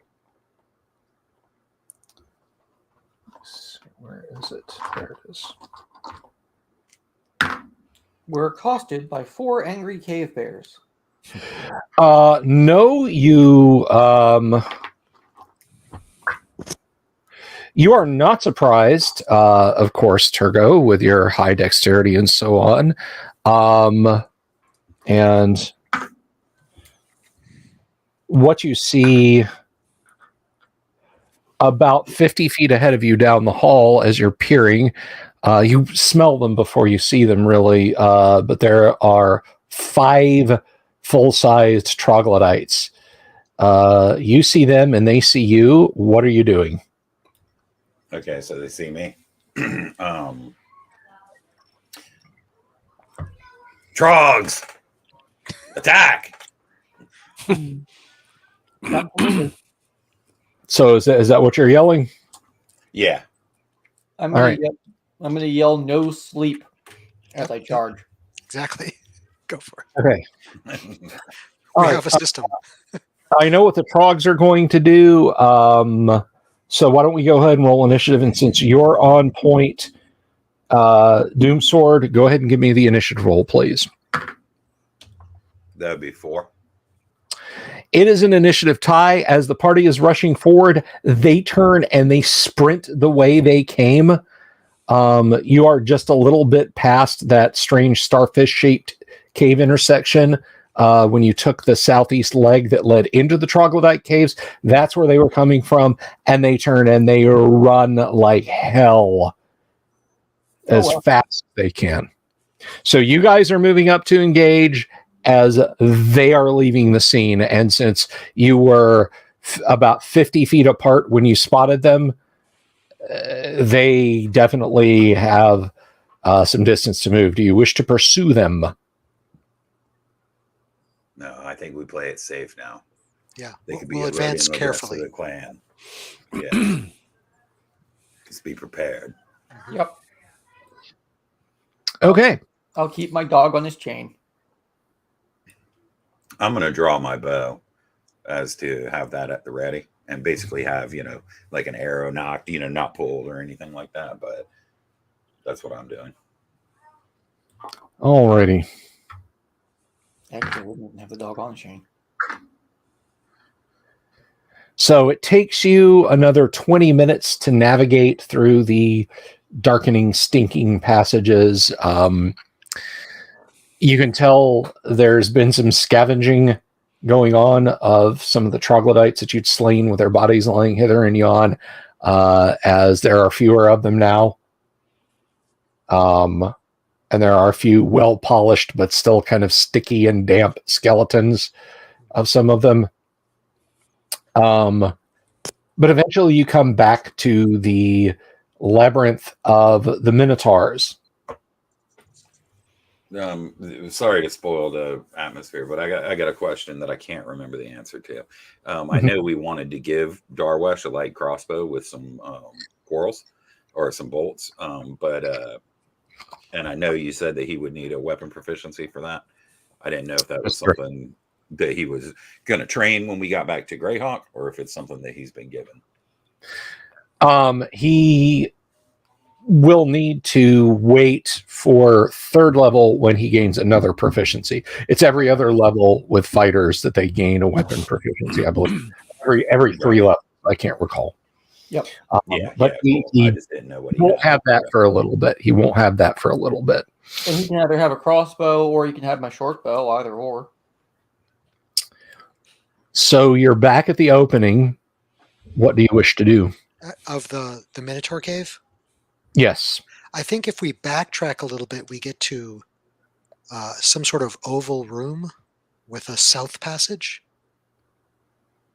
That is correct. The gallery that was just before this was a northwest to southeast running kind of oblong room. Yeah. And at the midpoint, you had the passage that led into the Minotaur lair.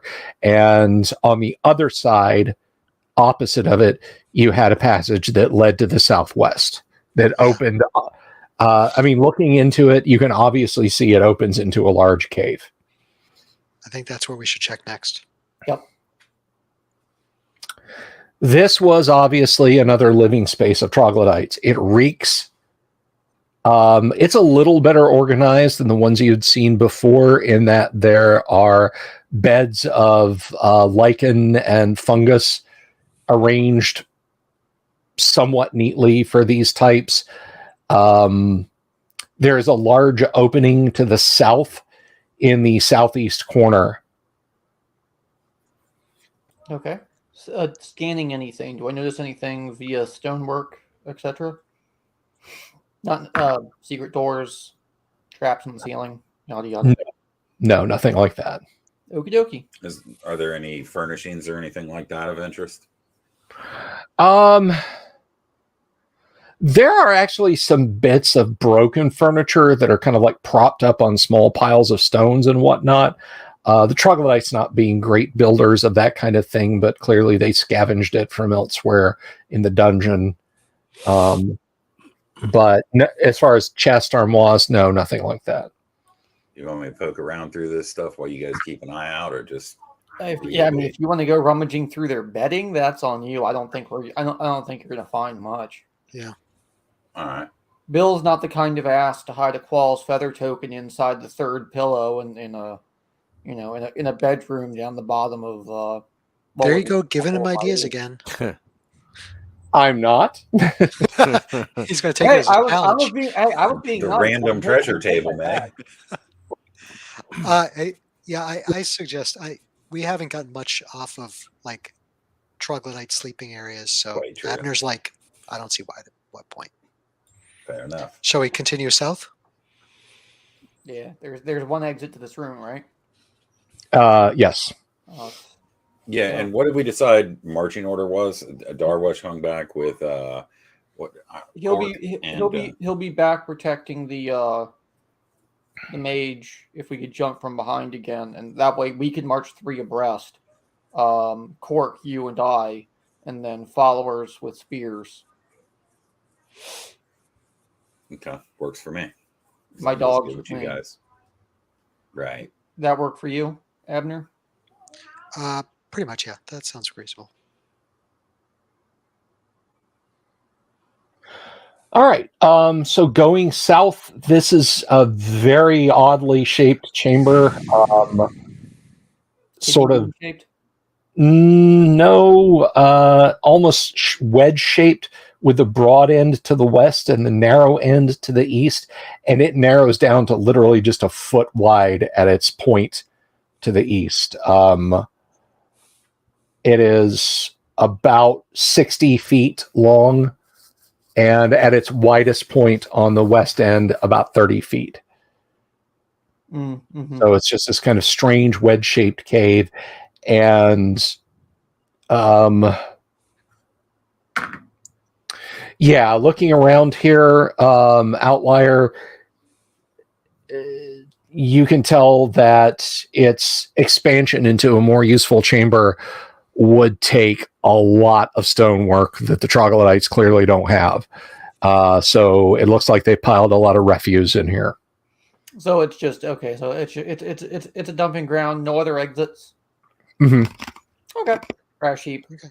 I'll let the thief know I don't see anything. You're welcome to go back over it again. My eyes aren't as good as they used to be. Yeah, I mean, I'll take a cursory examination of the place. Not digging too deeply or whatever. Maybe I'll prod a couple things with a 10-foot pole, and Oh no, it's the trash monster. It's coming out of that combat. Yeah. OTO. The all-knowing, all-powerful trash heap. Neo audios can be scary though. Yeah. They're lovely monsters. They really are. They're a lot of fun to unleash on parties. So you don't encounter anything of note poking through the heaps of garbage. All right, cool. There's nothing here. If this is a dead end, then Not that I didn't trust my dwarf friend, but Trust me. Trust but reaffirm. trust and verify.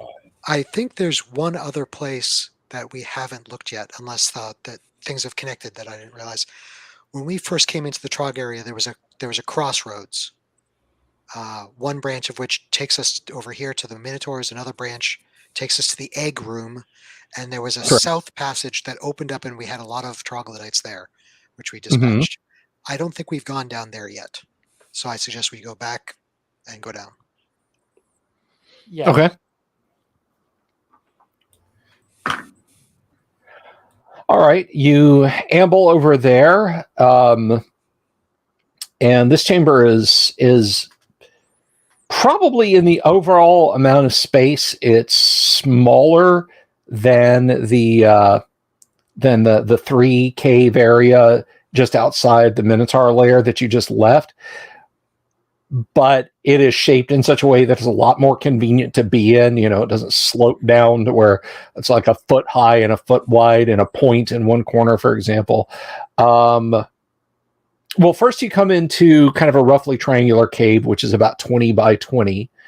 But that opens to the west into almost perfect T-shaped junction, the south end of which opens into a kind of roughly hourglass shaped chamber that runs northeast to southwest. And again, it looks like another living chamber. Piles of leaves and grasses and such like that the troglodytes probably went to the surface to collect at some point for bedding, food to grow, or places to grow food, that sort of thing. But all vacated, or you simply slew all the inhabitants of it. And then there's another part that goes further west. Sorry, no, that was the part that's further west. That was the part to the south, right? So, but that was a north-south T-split. So that's the south. The T just dead ends. Okay. Then Turgo. We're done with my map now. Turgo. Yes. You want to check out the T intersection while I check out the bed chamber, and we'll both and then we'll swap. Indeed. Well, the bed chamber is beyond the T intersection, if there was a little confusion. So there's this. By T intersection, I mean like the north wall. So the north wall that dead ends, he can check out. Oh, I see. Okay. While I check the bed chamber, we're both looking for secret doors, and then we're gonna swap. I read you loud and clear. Okay, so both of you spend a while poking and prodding. You do not find anything of note. Hey, all right, it's worth a shot. It seems like we are done with. I don't think we've missed any passages here. We found our treasure. Yeah, found the Minotaur's treasure too. So now, if we go back to that starfish-shaped room, we had come. The troglodytes here are to the southeast of it. Mm-hmm. And I think the northeast branch of it is the one that leads back to the cistern. Mm-hmm. So there's more places to go there if that's where we want to go. Absolutely. Okay. Right. How many other exits were there? I think 3 more. If there was like 5 ways into it, a star. Mm-hmm. And the northeast is we came in from the northeast. We went to the southeast. So let's do southwest. Southwest, yeah. Let's work our way around clockwise. Right. Yep. Yeah. Okay. Back to the star-shaped room to the southwest now. Okay. So let's see. Nothing accosts you when you arrive in the star-shaped room, and the southwest leading hallway is narrow enough that you will have to march single file, but that's okay because Turgo is going ahead himself, correct? Yep. Yes, and what I would like to do, I think, in this situation is have my bow out, collapse, unscrew, whatever, and stash my 10-foot pole. Have my bow out. Try to keep an eye on the floor and move silently down that hallway to the best of my capabilities. Okay.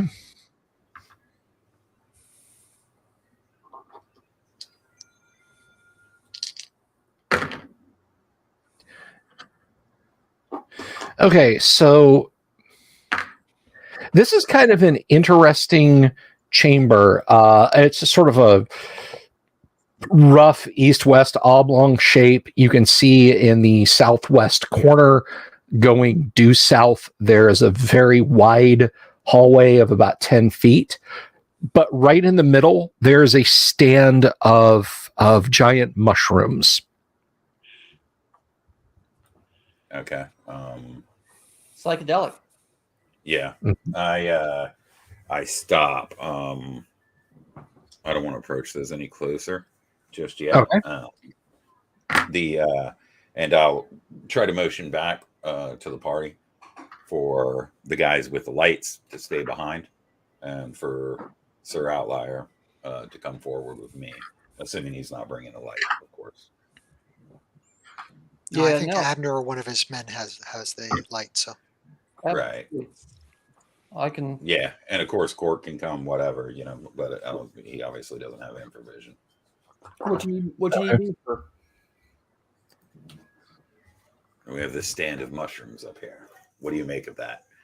Being a denizen of the deep as you are, and an expert one at that, I hope you might be able to tell me something about them.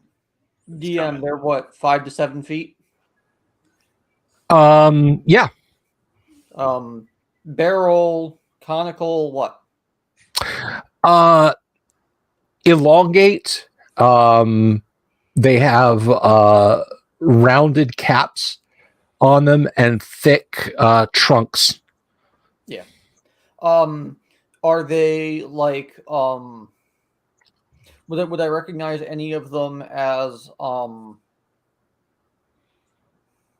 Trillo bark or any of the other subterranean species of mushrooms I had memorized from my DM's campaigns 2 campaigns ago when I did the full Underdark campaign?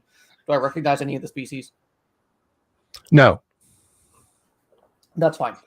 I'm not a herbalist, so I will promptly look at you, then Turgo, and go, they're mushrooms. I wouldn't recommend you eat them. And if other people use these halls, I don't suppose, as long as their spores aren't out, you'll be okay. You got your arrows out, right? Yeah, I could. So we could walk around the circumference trying to maintain some distance. You got an easier solution. Or I can get within 8-10 feet and give them a little prod. Do you have any blunts? Any blunt weaponry? Blunt arrows. No. For fouling? Right. No. Okay. But I do have the 10-foot pole if we want to sit for a second. So maybe I'll do that. Maybe I'll place my bow. Hold up, don't. Why don't you just take DM? Mm-hmm. Can I chuck my bill at this thing? Yeah. Like, it doesn't have to be pretty. I'm not trying to kill anything with it. You know what I mean? It's not technically a thrown weapon, but like, that's fine. I suppose I can do it from 20 feet away? Yeah. With any hope of getting near it, sure. I want to be at least that far away as well. That's fine. I'll chuck my bill at it and see if it releases a cloud of angry spores. It does not release a cloud of angry spores, but it does begin to kind of shuffle in your direction.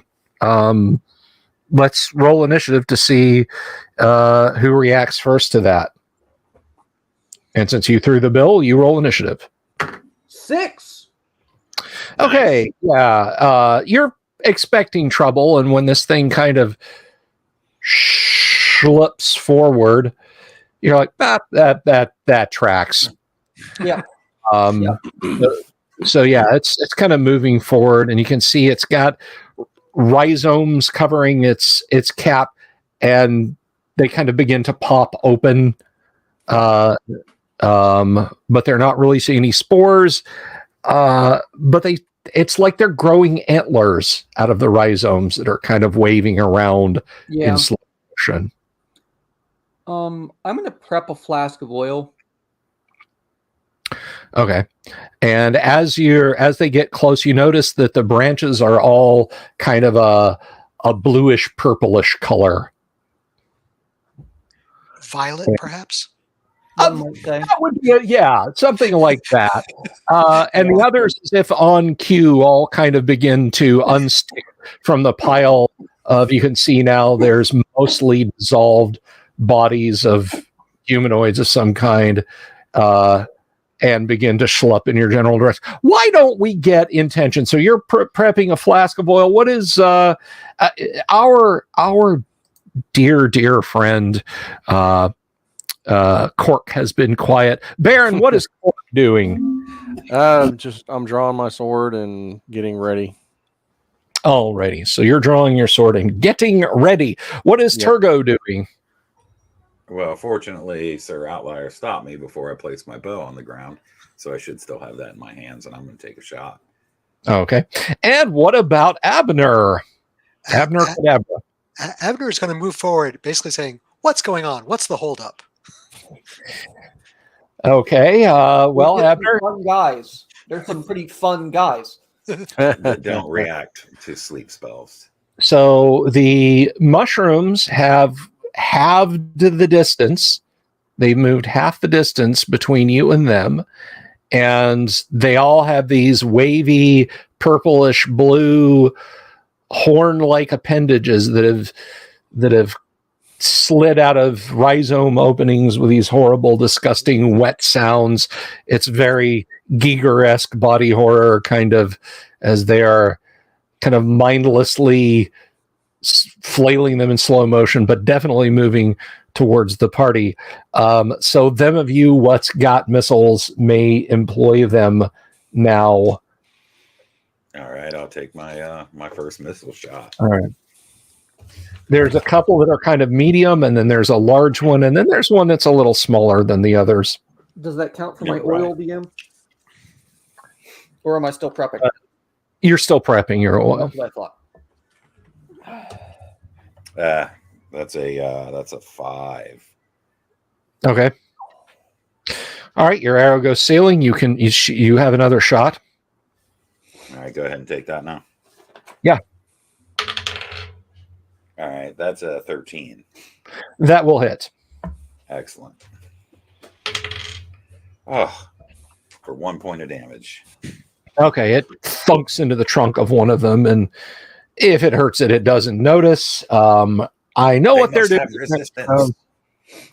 So, TK, you're throwing oil, or Outlier's throwing oil. What is Abner doing? There's violet fungi on the march. He's not going to want to get too near them. He will also prepare to throw some oil. All right, so you're digging in your pack to get some oil out. Yep. That's what you're doing in this round. Yes. Sword, you're going to fire arrows again? Yeah, I'll do that. I don't want to get too close to him, so if that requires me taking a step back or something like that, I'd like to do that as well. Yeah, Darawesh is looking at these things, and he's like, I'm going to stay back as far away from these things as I can, unless you feel I should do otherwise, sir. Fight, man. That's what you're paid for, or whatever. I'm keeping the dog. I'm keeping my dog at heel. Yeah. Okay.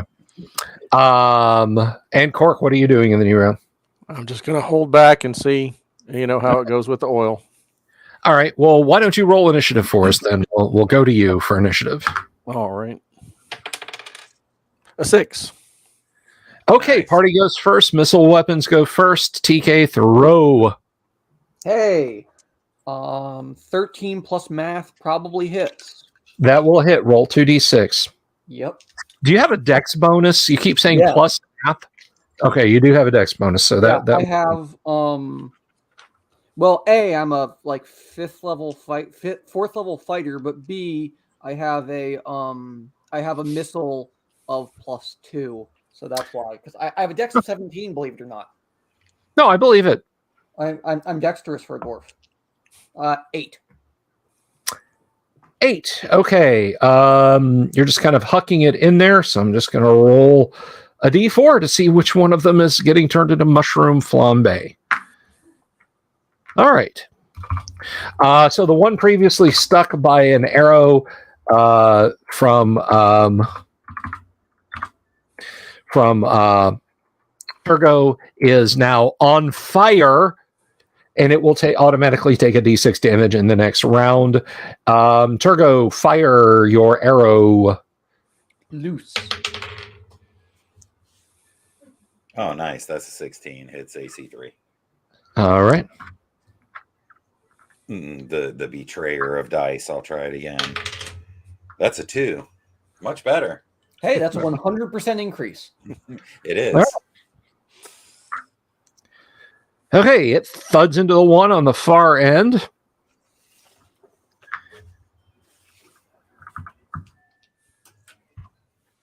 And so that is, it kind of shudders a little bit.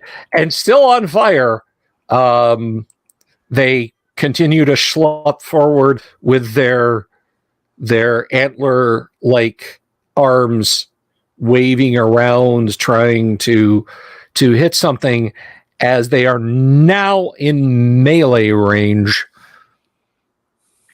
Cool. Anyone waiting to melee in this round may do so now. My doge. And that's a miss. Okay. What about Cork? I am going to swing. That is a 17. Okay, that will hit. Is this okay? Any particular one? There's one on fire. There's a really tall one. There's a much shorter one. And then there's a medium-sized one that's not on fire. The biggest one. All right. Is that large? That is large. You will treat that as large. Okay. That's the paladin way. 8, 10, 11. Sweet. Okay. Yeah, you hack your sword, and it's halfway through the thing's trunk. And there's something sort of wet and brownish when you pull your sword out. Darwesh rolled a grand total of 12. So let's see. I know what these things' armor class is. Come up. There we go.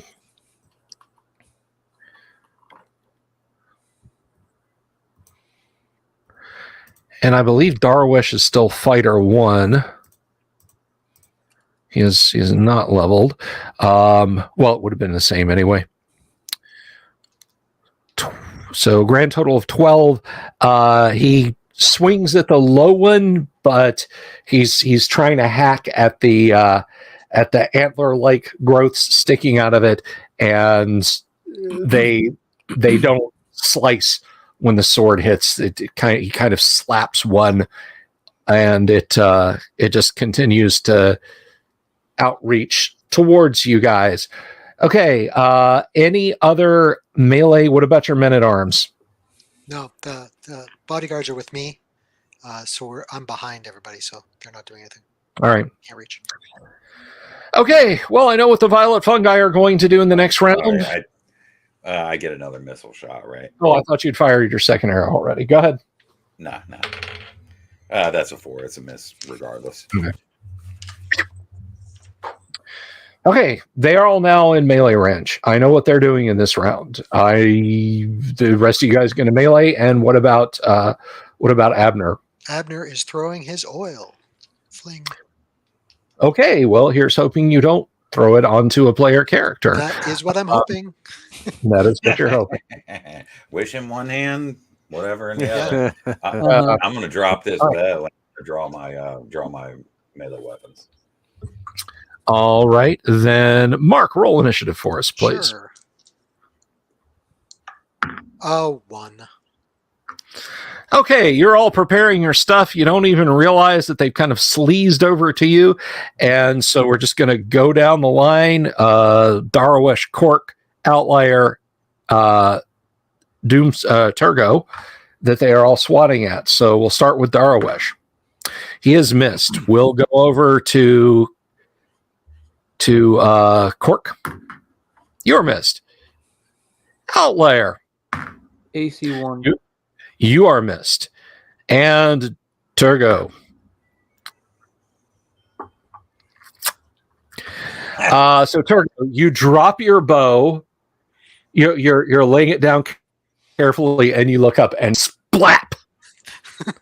You are struck by one of these one of these things. It's just killing you not to use the T word, isn't it? Yeah. This might be a good time to tell you that my I assume your roll was more than enough, which is why you didn't ask. But it was a armor class, right? My armor class before magical adjustment is a 4 now versus a 6. Right. And maybe I'll get lucky and discern something, assuming I stay conscious. But you can give me a save versus poison. Come on, man. Oh no. Again. Come on. Oh no. Right. Come on. Roll it. You can do Roll it. All right, let's see. I I just feel picked a different so die. good about Whatever. this. I I should feel be good. able to do this. I should be able to. I got a 12. Come on. You got a 12.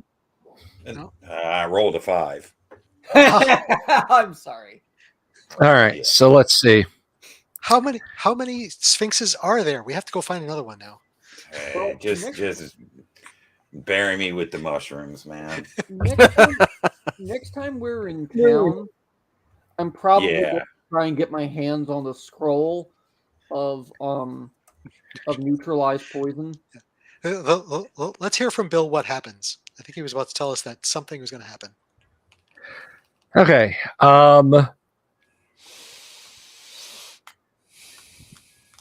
So those of you that know about violet fungi, which, of course, you know, the dwarf knows about violet fungi, and Abner obviously know that it will rot flesh if it touches.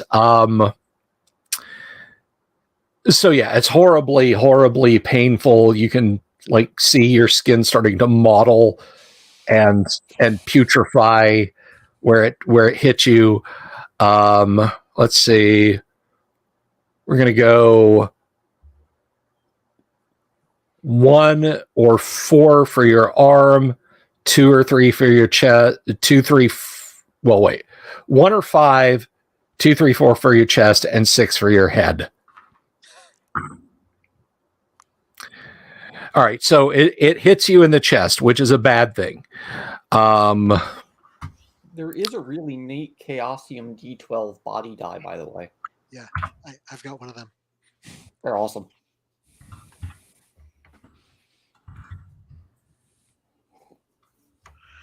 All right.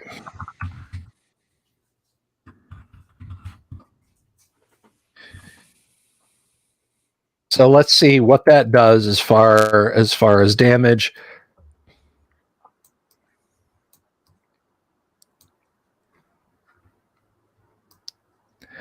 I'm just going to say that you fall back in shock, and you can feel yourself like you can literally feel it decaying.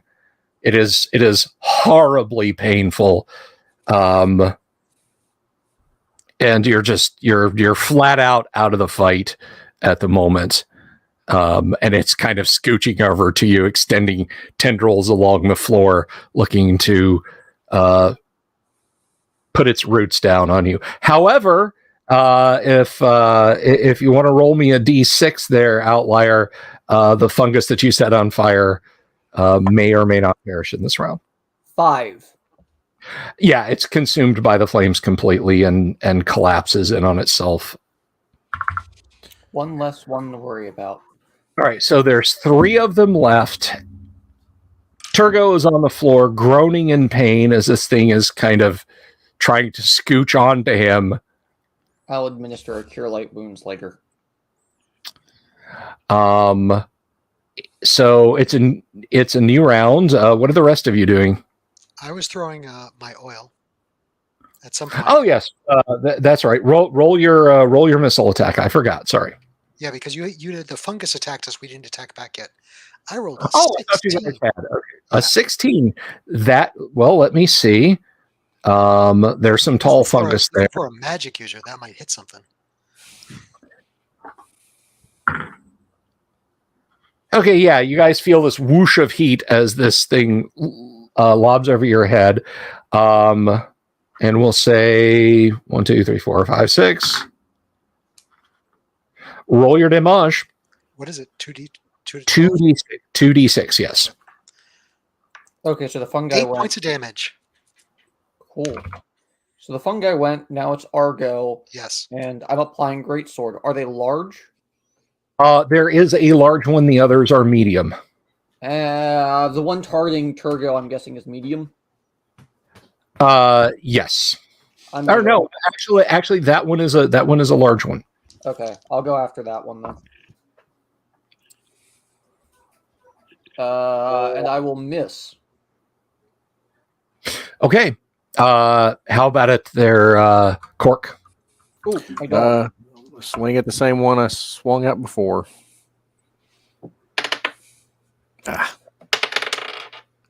That is a 11. With all bonuses? Yes. All right, let's see. And you are Paladin 2, correct? Correct. That will not hit. Okay. And Doomsword, you want to roll for Darawesh since you're lying on the ground becoming mushroom compost? Yeah, sure. I'll probably roll great for this guy. To hell with you, Darwesh. I knew you wanted me dead all along. Walks in like Mervin, beheads all of them. I rolled a 4.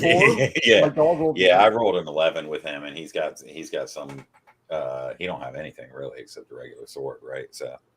Yep. So that's it. Yep. Yeah. Okay.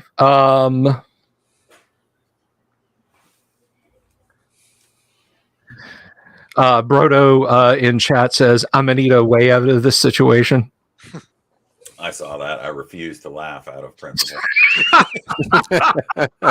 I'll laugh in principle. Too soon. What was that? In Soviet Russia, mushroom puts you on pizza. Okay, well, Yeah, so this one is defending its meal and also going to be striking at the dwarf in the next round. You guys all going to melee? Yep. Abner is going to try to throw Absolutely. another oil, and he's going to have one of his hirelings drag Turgo away. Okay. If that can work. And the one that you set on fire will take a d6 damage in this round. Excellent. Let's go ahead and roll initiative. And let's see. We'll kick it back over to TK. Roll initiative, please. Here's hoping. 3. Party goes first. I rolled a 6 for the oil damage, by the way. Okay, that one burns and crumbles to the floor. Beautiful. Abner misses with his thrown oil this time. You would have been digging it out of your pack. You would have been getting another flask already. Good point. So. Good point. God damn it, crayons. Stop that. 16. That's better. Okay.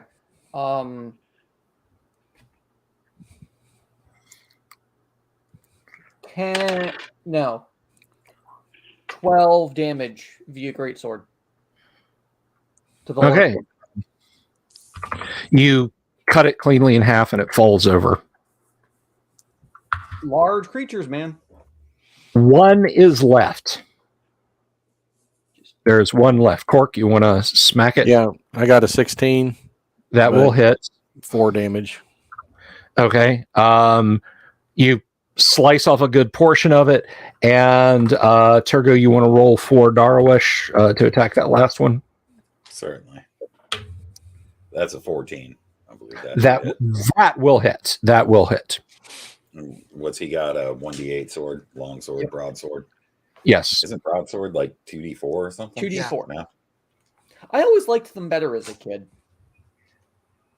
Yeah, I was always, hand and a half bastard. 4. Okay. So that one is actually still up and it will swipe at Darwish. And it will miss at Darwish. Damn, did you just say damn?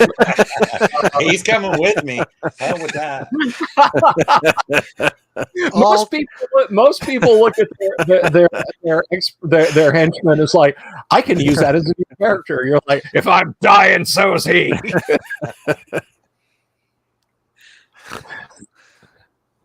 Damien asking if Turgo gets. I'm sorry, Tonka Todd. How does Abner get new spells? Does he have to roll to find spells at the library? Briefly, when he levels, he can choose one spell to try and know, and then attempt to put in his spell books. But we'll go over that at the appropriate time. So, it attacked. Yep. Bodyguard was pulling Turgo back. Yep. Hopefully nothing comes off when he gets pulled back. Oh God! You see that chest come apart? Yeah, no, he kind of pulls him out from under this corruption, but this is a straight up Rick Baker special effect at this point.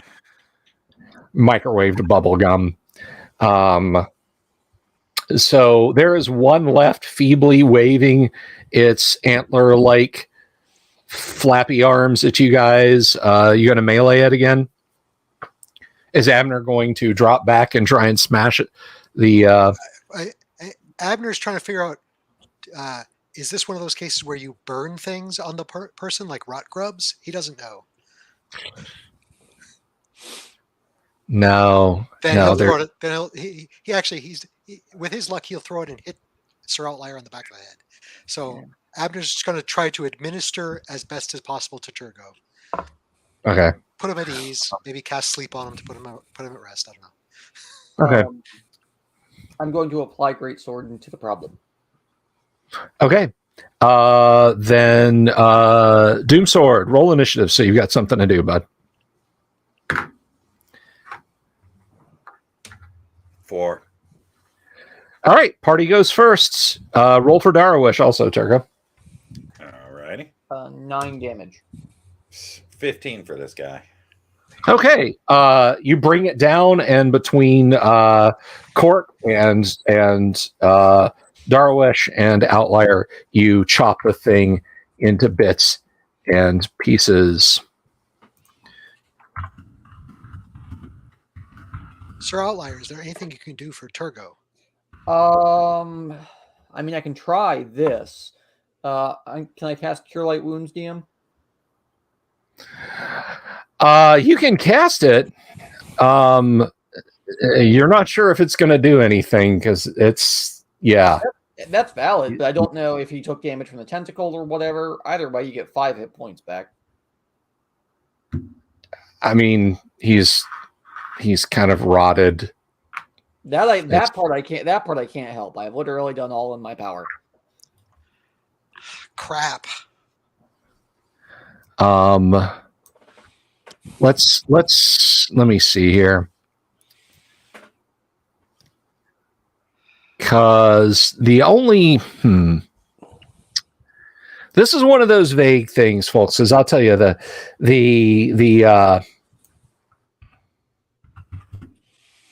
Of course it is. the The rules are simple and precise. Yeah, They're incredibly vague. I love that little cartoon. The rules are Yeah, simple me and too. precise. Right. I got something for you, Gary. I love you though still.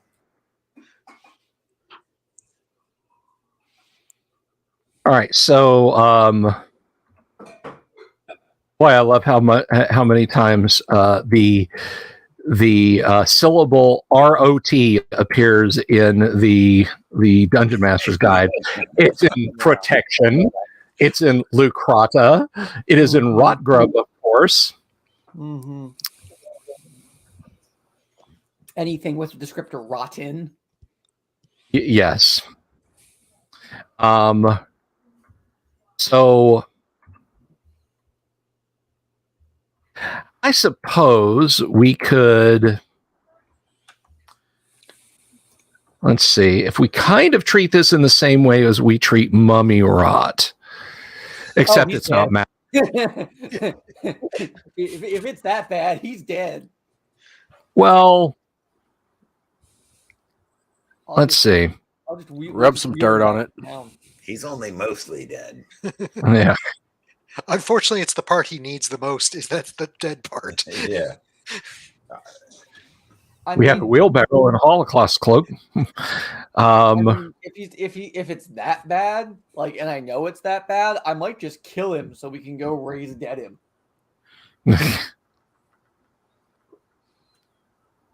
No offense. None taken. Because at that point, that's a mercy killing. Yeah, well, here's the thing. It is sufficiently different from mummy rot that we're not really going to utilize mummy rot as that. However, you don't need to worry about mercy killing him because he is deceased. The rot spreads in but a mere round anyway under the description. So he is no more.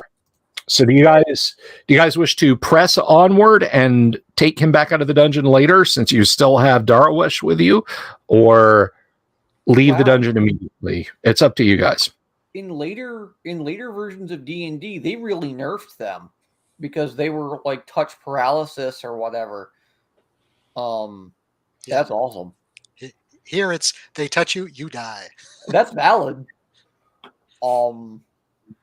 Nice. All right. Well, let's do what we did yesterday and pick him up and get back on the wagon. And I don't know. Maybe we'll run into yet another magic sphinx, except for this one will resurrect him. And... I think it's time to go back to town. Abner has a worry. Looking at Turgo's body, he's worried that Turgo will give birth to new life. Yeah, I thought about that. So, Darwesh, here's some oil and a torch. Yeah, because we can raise dead him, all we need is body. It doesn't have to be in useful condition. It should probably be all together, but yeah. But yeah. So let's carefully carry him out. Okay. And if he starts moving or something sprouts, drop him and throw oil on him and burn him. Yeah. Now, if you don't mind, I'd like to not be tied to this couch for the rest of the freaking winter.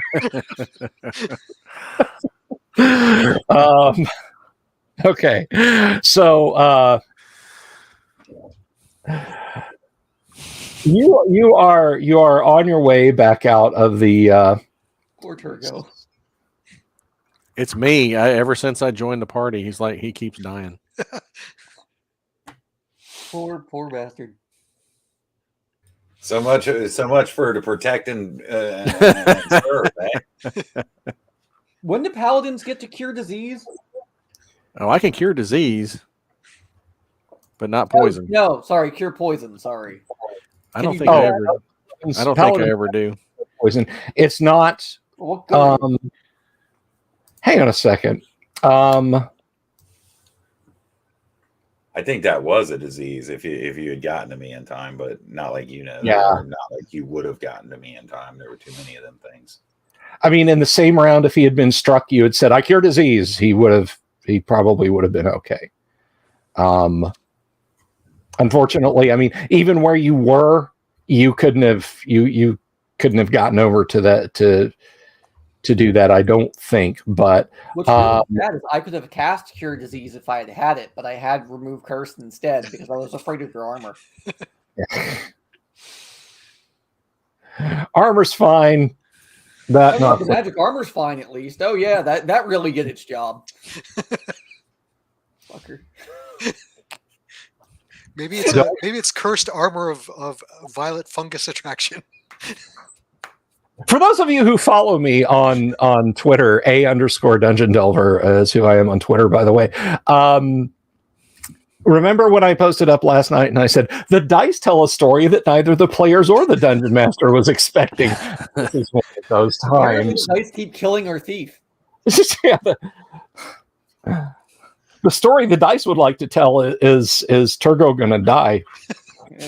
Last time it's I'm mostly dead. Okay, fine. We'll take you back. Now you're all dead. All right. You have to find a new profession. So as you turn to walk out of the cave, some 60 feet distant, probably in the starfish area, you do hear a multitudinous squeaking and chittering sound. You still got that oil, Abner? Yeah, I'm still holding on the oil. Yeah. Outlier, you take point, I guess. I'll just Darwish can carry Turgo, maybe. Yeah. No, my bodyguards will carry Turgo. Yeah. I'll just advance my greatsword, start sweeping. I'll loose my dog. Your bodyguards are dragging Turgo by his boots. Yeah. Just make sure they stay attached. Anywhere near that. Remember, I put a pole handle on all of our equipment for a reason. Yeah. Everybody gets the one. back of their armor.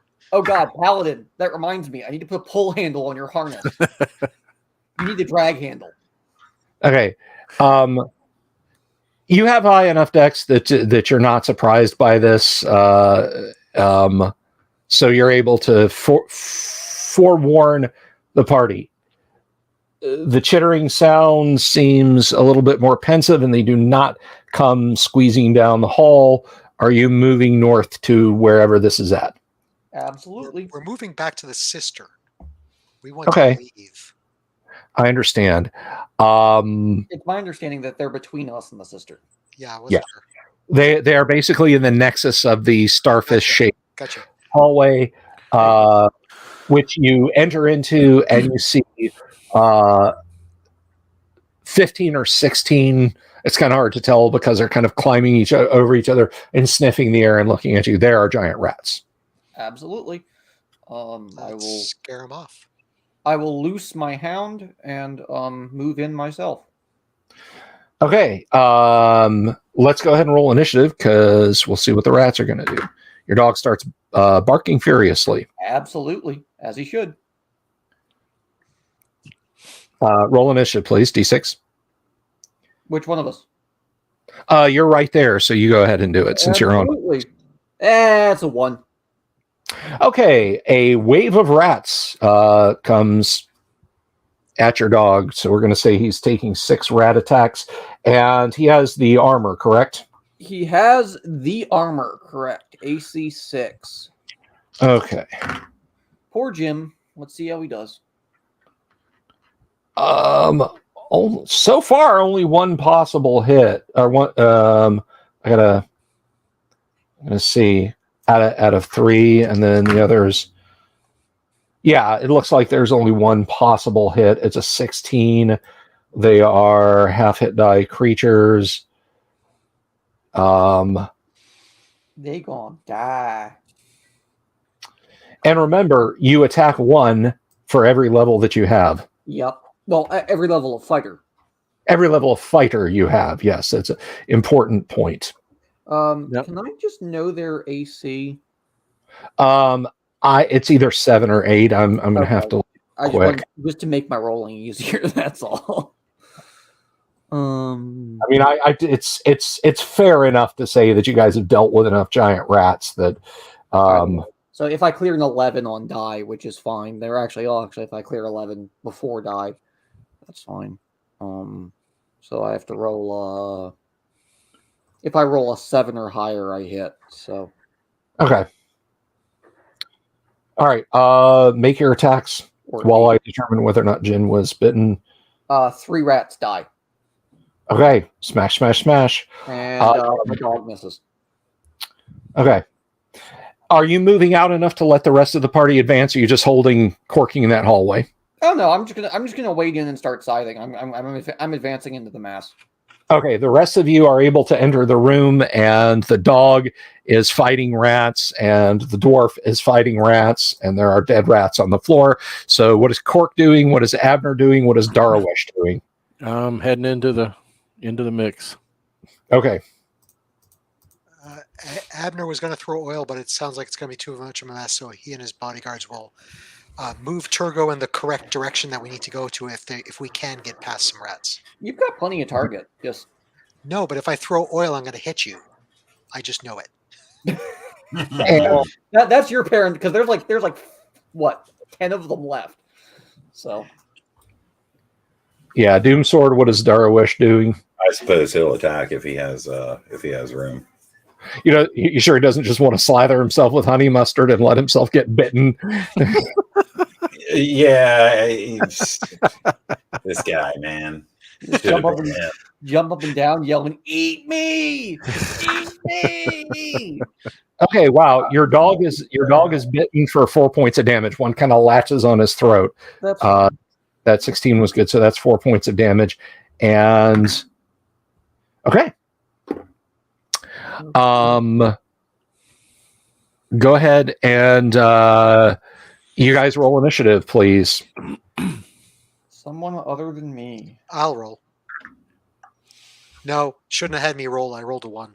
So did I. This is how our party was killed by giant rats coming out of the dungeon. It's happened before. Hey, but we're like all at full hits too, which is the hilarious thing. So if they kill us, there's something wrong. Okay, so the rats are nipping at your dog. They're not hitting. Let's see. You killed 3. 6. So that's I'm going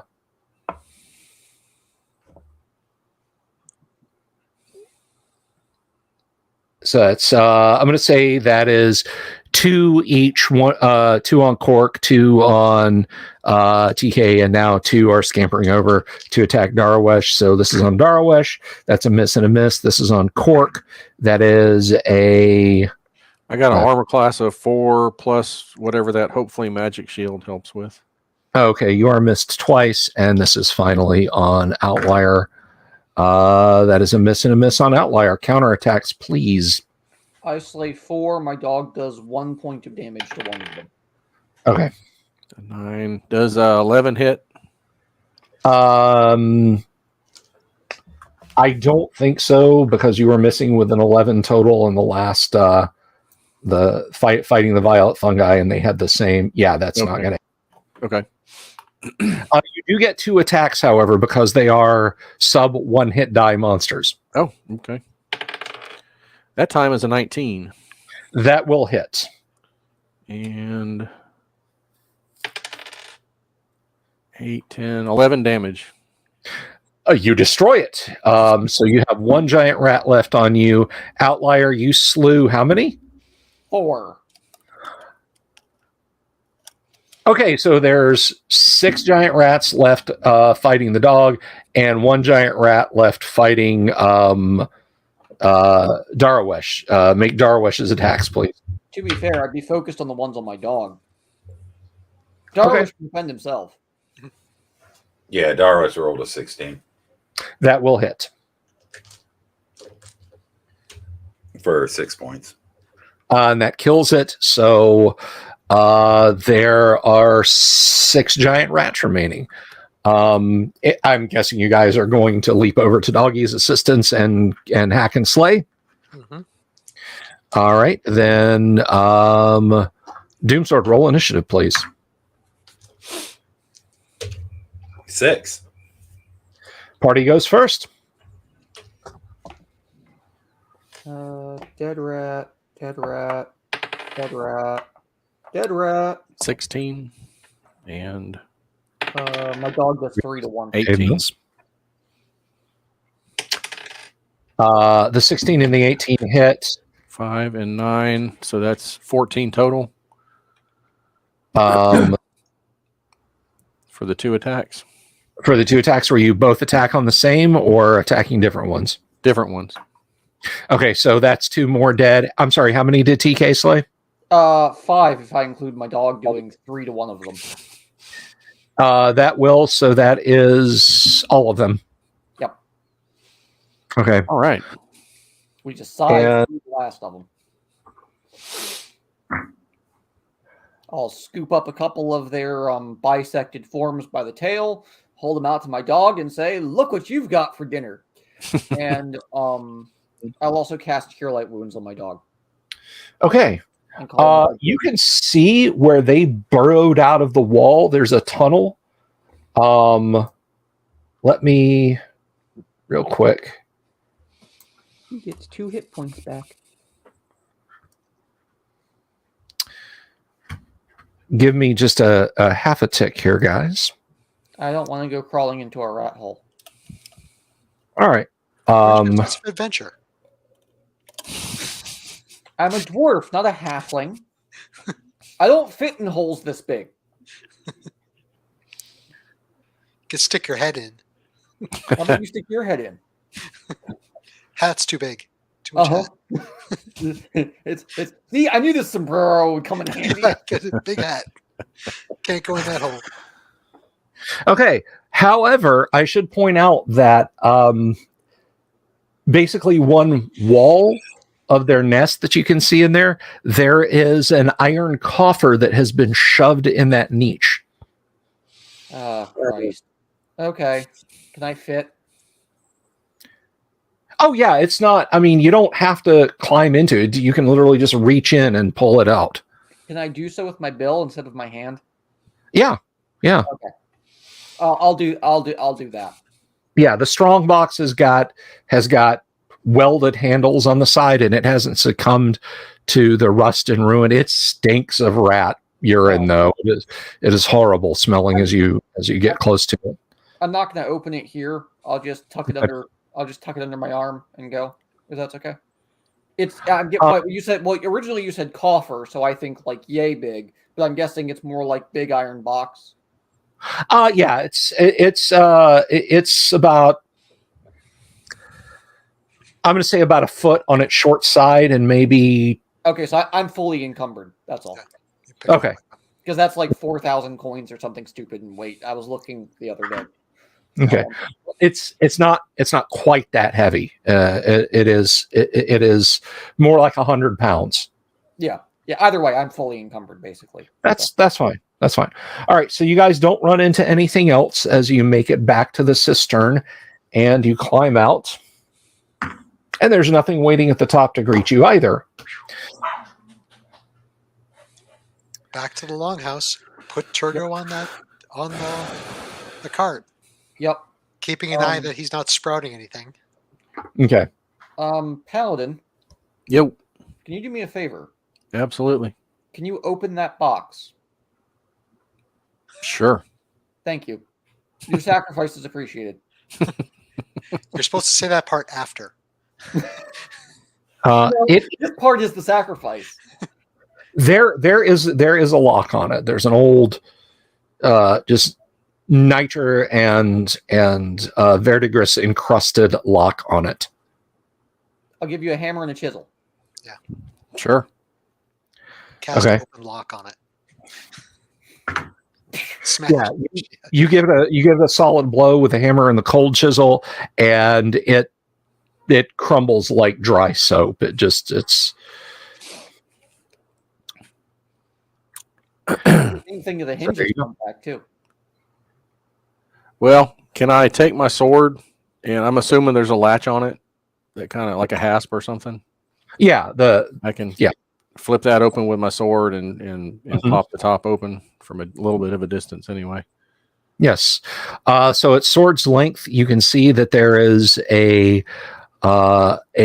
great wash of silver colored coins, and you do spy, sort of rolling around on the top, what looks like a small gemstone. All right. Let's load it up on the cart. We can count while we drive. Yeah. Shut the chest. That's all I want to know. Thank you for your service, sir. I salute you. And let's load it up on the cart. Yeah. So I guess I'll put in my notes box of silver and gem. Yeah. When during our drive, we'll count it, and then I'll put it on the party sheet. Okay. What you've got is 1,023 silver and 4 gemstones. Gotcha. Nice. 1,023 silver.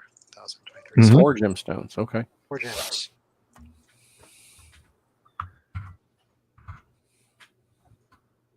Cool. Yeah, and then we'll just load him back up on the cart. I'll memorize new spells. And I'll cast Cure Light Wounds on my dog again. Okay. He'll be back up to full. Did anybody else take any hits? No, not from the rats. Your dog is violently ill and shaking. Yeah. I figured. If it survives till tomorrow, cure disease. Yes. Well, I can get Cure Disease back in like 4 hours or but- something like that. But Mr. Paladin, Yep. cure Ooh. disease. Yes. You're right. Dog. Can you Yeah. please Absolutely. cure my dog's bout of dysentery? I will do that. Okay. My dog So- will die of dysentery. And just you lay hands on and pray to Erroneous, and Doggy is almost immediately better. Wagging his tail, nuzzling your hand. Trots over to the dwarf, lays down next to him. Wait, is the dwarf like sitting on the buckboard on the cart or walking? No, I'd be in the cart. Okay, yeah, he walks over and flops down next to Dad. Yep. Okay, Hell, I'm not gonna make the dog walk. Make the dog ride. I can see this. It's like the dog sitting there shotgun with Abner. It's like, hi. if I allowed firearms, this would be great coach gun territory. Big old Yep. double or triple barrel shotgun with a chair leg buttstock and all that fun stuff. So Just throw the dog at him. It'll be fine. Same thing. It's the dwarven version of shot put. and one last check. 120-pound Doberman coming at you. You are not accosted on your journey back to the city of Greyhawk. It takes like 2 days to get to Greyhawk, right? Yeah. And well, I have a lovely church that owes us something like 2 raised deads each. That's right. Let's start with that then. So let's start with they couldn't save my husband, but I figured they could save the rest of us.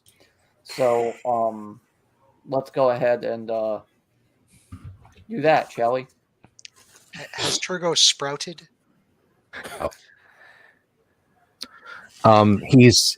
He's gooey. He's kind of gooey. Hopefully he didn't drip out of the cart while we were driving. We need at least some of him together for this spell, I think. I think we probably, or at least I would have thrown his body in a sack. At least very, very reverently with compassion. Get in a sack. Yeah, just in the sack. Okay. So the church does inform you that he must have the fungal rotting disease removed from him first, unless you would like them to cast that. I can cast Cure Disease. Okay. All right. You can hit him with it, and at least his flesh will be cleaned. That's fine. All right. So, Doomsword, would you like to roll your System Shock your Resurrection / System Shock roll? Or would you like me to do it? Yeah,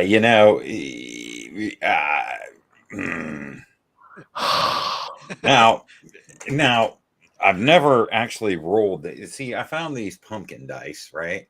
Right. That I had been looking for about 25 years, and I've never actually had to roll them in percentile for something important. On the other hand, I've been rolling low all night, so I will surely roll high now. The great physique argument. Clearly, I cannot take the dice that are in front of me. I'll leave everybody alone and not take that to its logical conclusion, and simply say, "Roll for me, DM." This is you both should drink the poison. System Shock. Yes. Yeah, System Shock's a big 6 out of 10. 6 chances in 10. 60%. Only 60%? I spent decades I've got an 8. building up a tolerance to Gygax cane. All right. We'll roll the ones die first. And so that's a 5. So we need to see a 50 or less. It's brutal too. Roll like the Price is Right. First. You want the good news or the bad news first? Ladies and gentlemen, we pull no punches here. There are no scripted events. We did not discuss this beforehand. The fan we would have vetoed it if you did. Oh, yeah. To the best of my knowledge, there is no fan art of our characters. So, what are you talking about? Hold the phone. No. Not of this character. So That's he can't valid. die because he has no fan art. That's valid. I was going to say, we can get Carlos to do art for us if you want. hey, hang on a second. Hang on. I want you guys to witness this. I am only moving the mouse. I do not want anyone to think that I am showing unnecessary favoritism in any given roll. Oh, wow. Nice. 5. Whew. Nice. Hey, you're using the same set I am. That little yellow dice saved the day. Yeah. These no, these are not. Thank you very much. These are. I will straight up fire you off this live stream. You already raised me. You're stuck with me for at least a bit. Damn it! No, are they not? To roll on the Wandering Dragon table, I see. Oh, yeah, there we go. No, these are these lovely things that I got as a gift. Yeah. The Holmes set. Yeah. Yeah, that little yellow one. Yeah. Or orange one with the red ink or whatever. Cool. That looks smaller. Yep. So Turgo, you awaken. You are 1 constitution point weaker. You gain 1,000 experience point death bonus, which I think goes back to when Gary was an insurance adjuster. You lose 1 con, but gain 1,000 XP. I really do. It's like a death bonus payout. Ben McSwain, hello, Bluto. Good to see you. Don't worry about the name mismatch. It's always fun to see guys from the college football discords and stuff pop in because I do spam them over there. I'm going to let you guys in on a little secret. My D&D fans lean in here. A bunch of the guys on the college football forum are straight up nerds. I know it's shocking, right? So I don't Is there feel a double indemnity bonus considering that was accidental death? Well, no, you ran up to the violet fungi and swung your sword at it. That was pretty on purpose. Yeah. Well, They don't have to die. Well, you just fall out of the elemental plane of air and land on you as you were walking down the street in Greyhawk City. Isn't a 7 con a -1? Yeah. Oh, is that what your con? Yes. So you permanently lose you permanently lose. Well, for every level, your hit points stay here, but going forward as you level, you will knock. You will not. I'll tell you guys something else about Ben. Well, in the 90s, most of our offices were hunched behind dust-covered compact Desk Pro PCs and hustling stuff in fast food and retail. Ben was driving around the flying tennis court, the Eagle. Ben served our country in the cockpit of the greatest fighter jet ever built, in my humble opinion, the F-15E. You flew an E, right? Right, Ben? So that's pretty cool. Thank you for your service, Ben. We appreciate that. Absolutely. Actually, looking at this, 7 is still a 0. You know, okay. So no shock and result. No constitution loss. No constitution loss. But so yeah, you're back. You will have to rest for a week before you can. So while the rest of you are in the city of Greyhawk, is there anything you wish to do? Yeah, TK, Sir Outlier, please take these gems to. You've got you're the best talker. Take these gems and get them appraised. Absolutely. There's 4 gems. Additionally, yeah. Also, I'll take those 4 gems. I'd like to spend a little gold. It's 25 for a bottle of holy water, I believe, and it's 1 for an oil flask, right? That sounds right. Yeah. That is correct. So I would like. I'm going to spend 50 gold.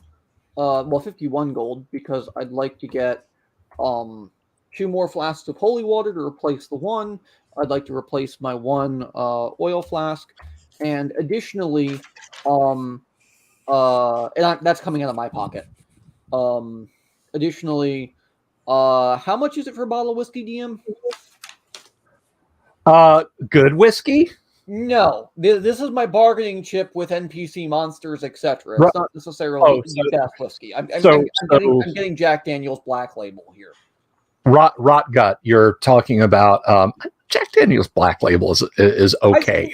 But that's my point. That's my point right there. Right there. It's not rot gut, but it's not my $80 bottle of Green Spot that's sitting back there. I've got you. Just for the record, for those who are interested, if you like a sweeter, smokier whiskey that is easy drinking but mixes well, Jack Daniel's is just fine. There's nothing in the world wrong with Jack Daniel's. So I know that much about whiskey. That's literally the breadth and depth of my knowledge about whiskey. So Jack's very one note. It's unoffensive in like any way, shape, or form. Yeah. Which again is why it's what you put in Coca-Cola if you don't have Wild Turkey to hand, or a Jim Beam rather. No, Wild Turkey's good. I like Wild Turkey a lot. Sure. So a middle shelf whiskey is going to set you back like probably like 8 silver for a pint. I'll spend the gold. Okay. I'll spend the gold. Okay, so at that point, that would be thingy, that number, and -2.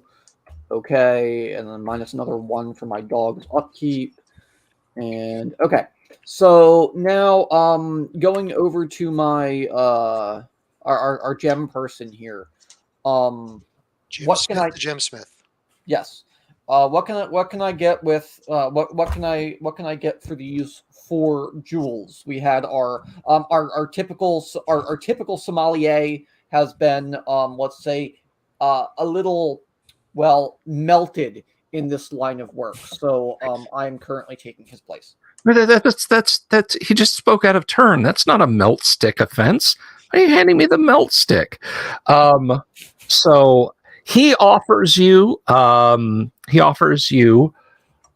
says, well, I'm sorry to hear about Turgo's disposition. I wish him a speedy recovery. I can offer you 500 gold pieces for the lot. The agate and the azurite are, quite frankly, costume jewelry quality. The chrysoprase is nice, perhaps something for a merchant's wife, but this violet garnet, it is the well, to coin a phrase, the jewel in the crown. So if you wish to sell the quartet, I deem 500 to be an acceptable price.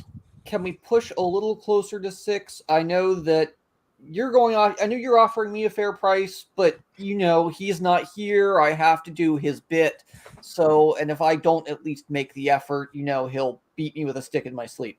So, can we at least get something closer to 6 to make the cantankerous, pointy-eared prick happy? I could perhaps do 525, but that is the absolute best. I'll tell you what. I'll take it. 525. Certainly, he counts out a small stack of platinum, silver, and gold to make up that amount.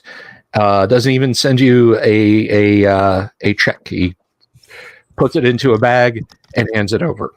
Absolutely. I will take and pocket the 25 for myself, hand 500 to the party, and say, nice round number. Here you go. The bargain that you'd like. Excellent. He has his mantan take the gems away and says, "Is there aught else?" Not that was there a party? Nope. I don't think so. If we take the silver and electrum we found, divide it up equally, it's 150 for each of us. And okay. Dividing the gem, you gave us 500. Dividing that equally is 125. Yep. So 275 for each one of us, each one of the PCs. Yep. Plus a little extra change from the electrum that I'll put in the party fund. Mm-hmm. So I gain 150 then from the 25 that I skimmed off the top. No offense. And that's so. Do some math here. So that's an even. Bill, Abner will want to get this ring identified. I guess he'll go to the local college or whatever the Guild of Wizards is, and see if he can get someone to do it. And I'm sure they'll ask if it's cursed, so he will put it on his finger when he gets there, if he need be, to prove to them that it's not cursed. He will put it on his finger and take it back off. Hopefully, take it back off. Is it reasonable to assume that you might take my armor as well? Yeah, we could do that. Yeah, I mean, I'll pay for it or whatever. I don't know how much I can talk. I assume I'm just kind of feeble and can relay things to you if you're near me. I'll just take that. You're speaking. You're just a little bit of moving around is the best of what you can do right now. Abner, you've always been a faithful friend. Please take my armor. Abner just looks around like, "You talking to me?" Yes, I'm talking to you. The faithful part was just to get you to do it. Fair enough. Honesty is good. Can I get a price check? I just want to see how much a scroll of neutralized poison would be, or not neutralized poison would be. If you had it prepared, neutralized poison, of course, would be from the church. Let me see.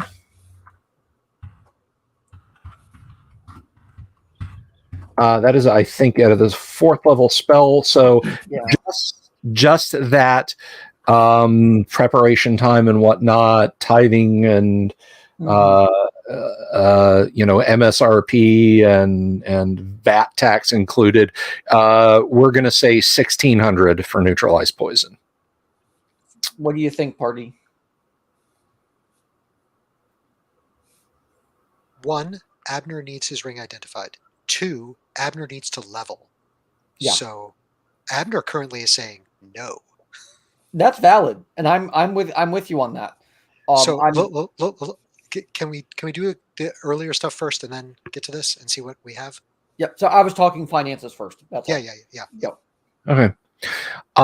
So there's a sage who will charge you 500 gold to cast Identify on your items. Okay. And he will have to employ that special Sage Identify on your armor. And you are also indemnified that if it kills him putting it on, you've got to make sure that he gets resurrected. The owner of it did in fact die while wearing it, but it was coincidental.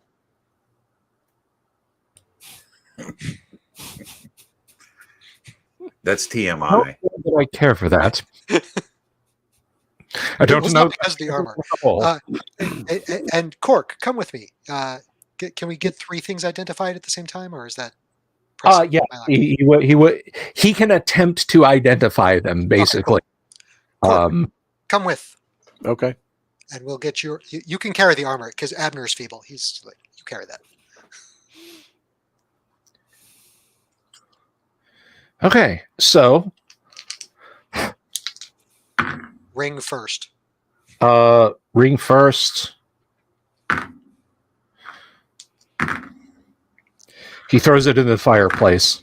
Says, "Wait." Abner puts that on his finger. Abner shrieks in pain and takes a point of damage. Now looks like that SS or Gestapo agent, raises his hand. But take back one kadam. All right.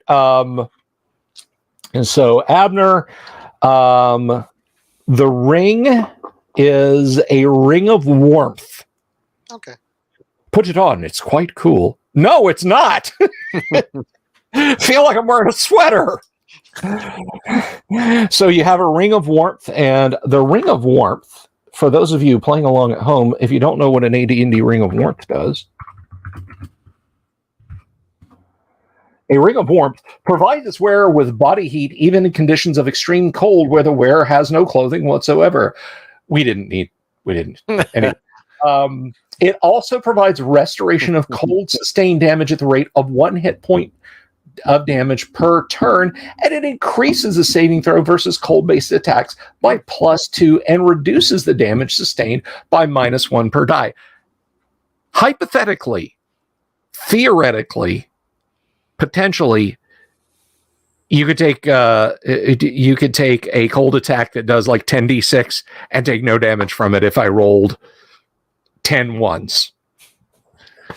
Hey, I played a lot of Hero System. I've seen wacky stuff close to that happen before.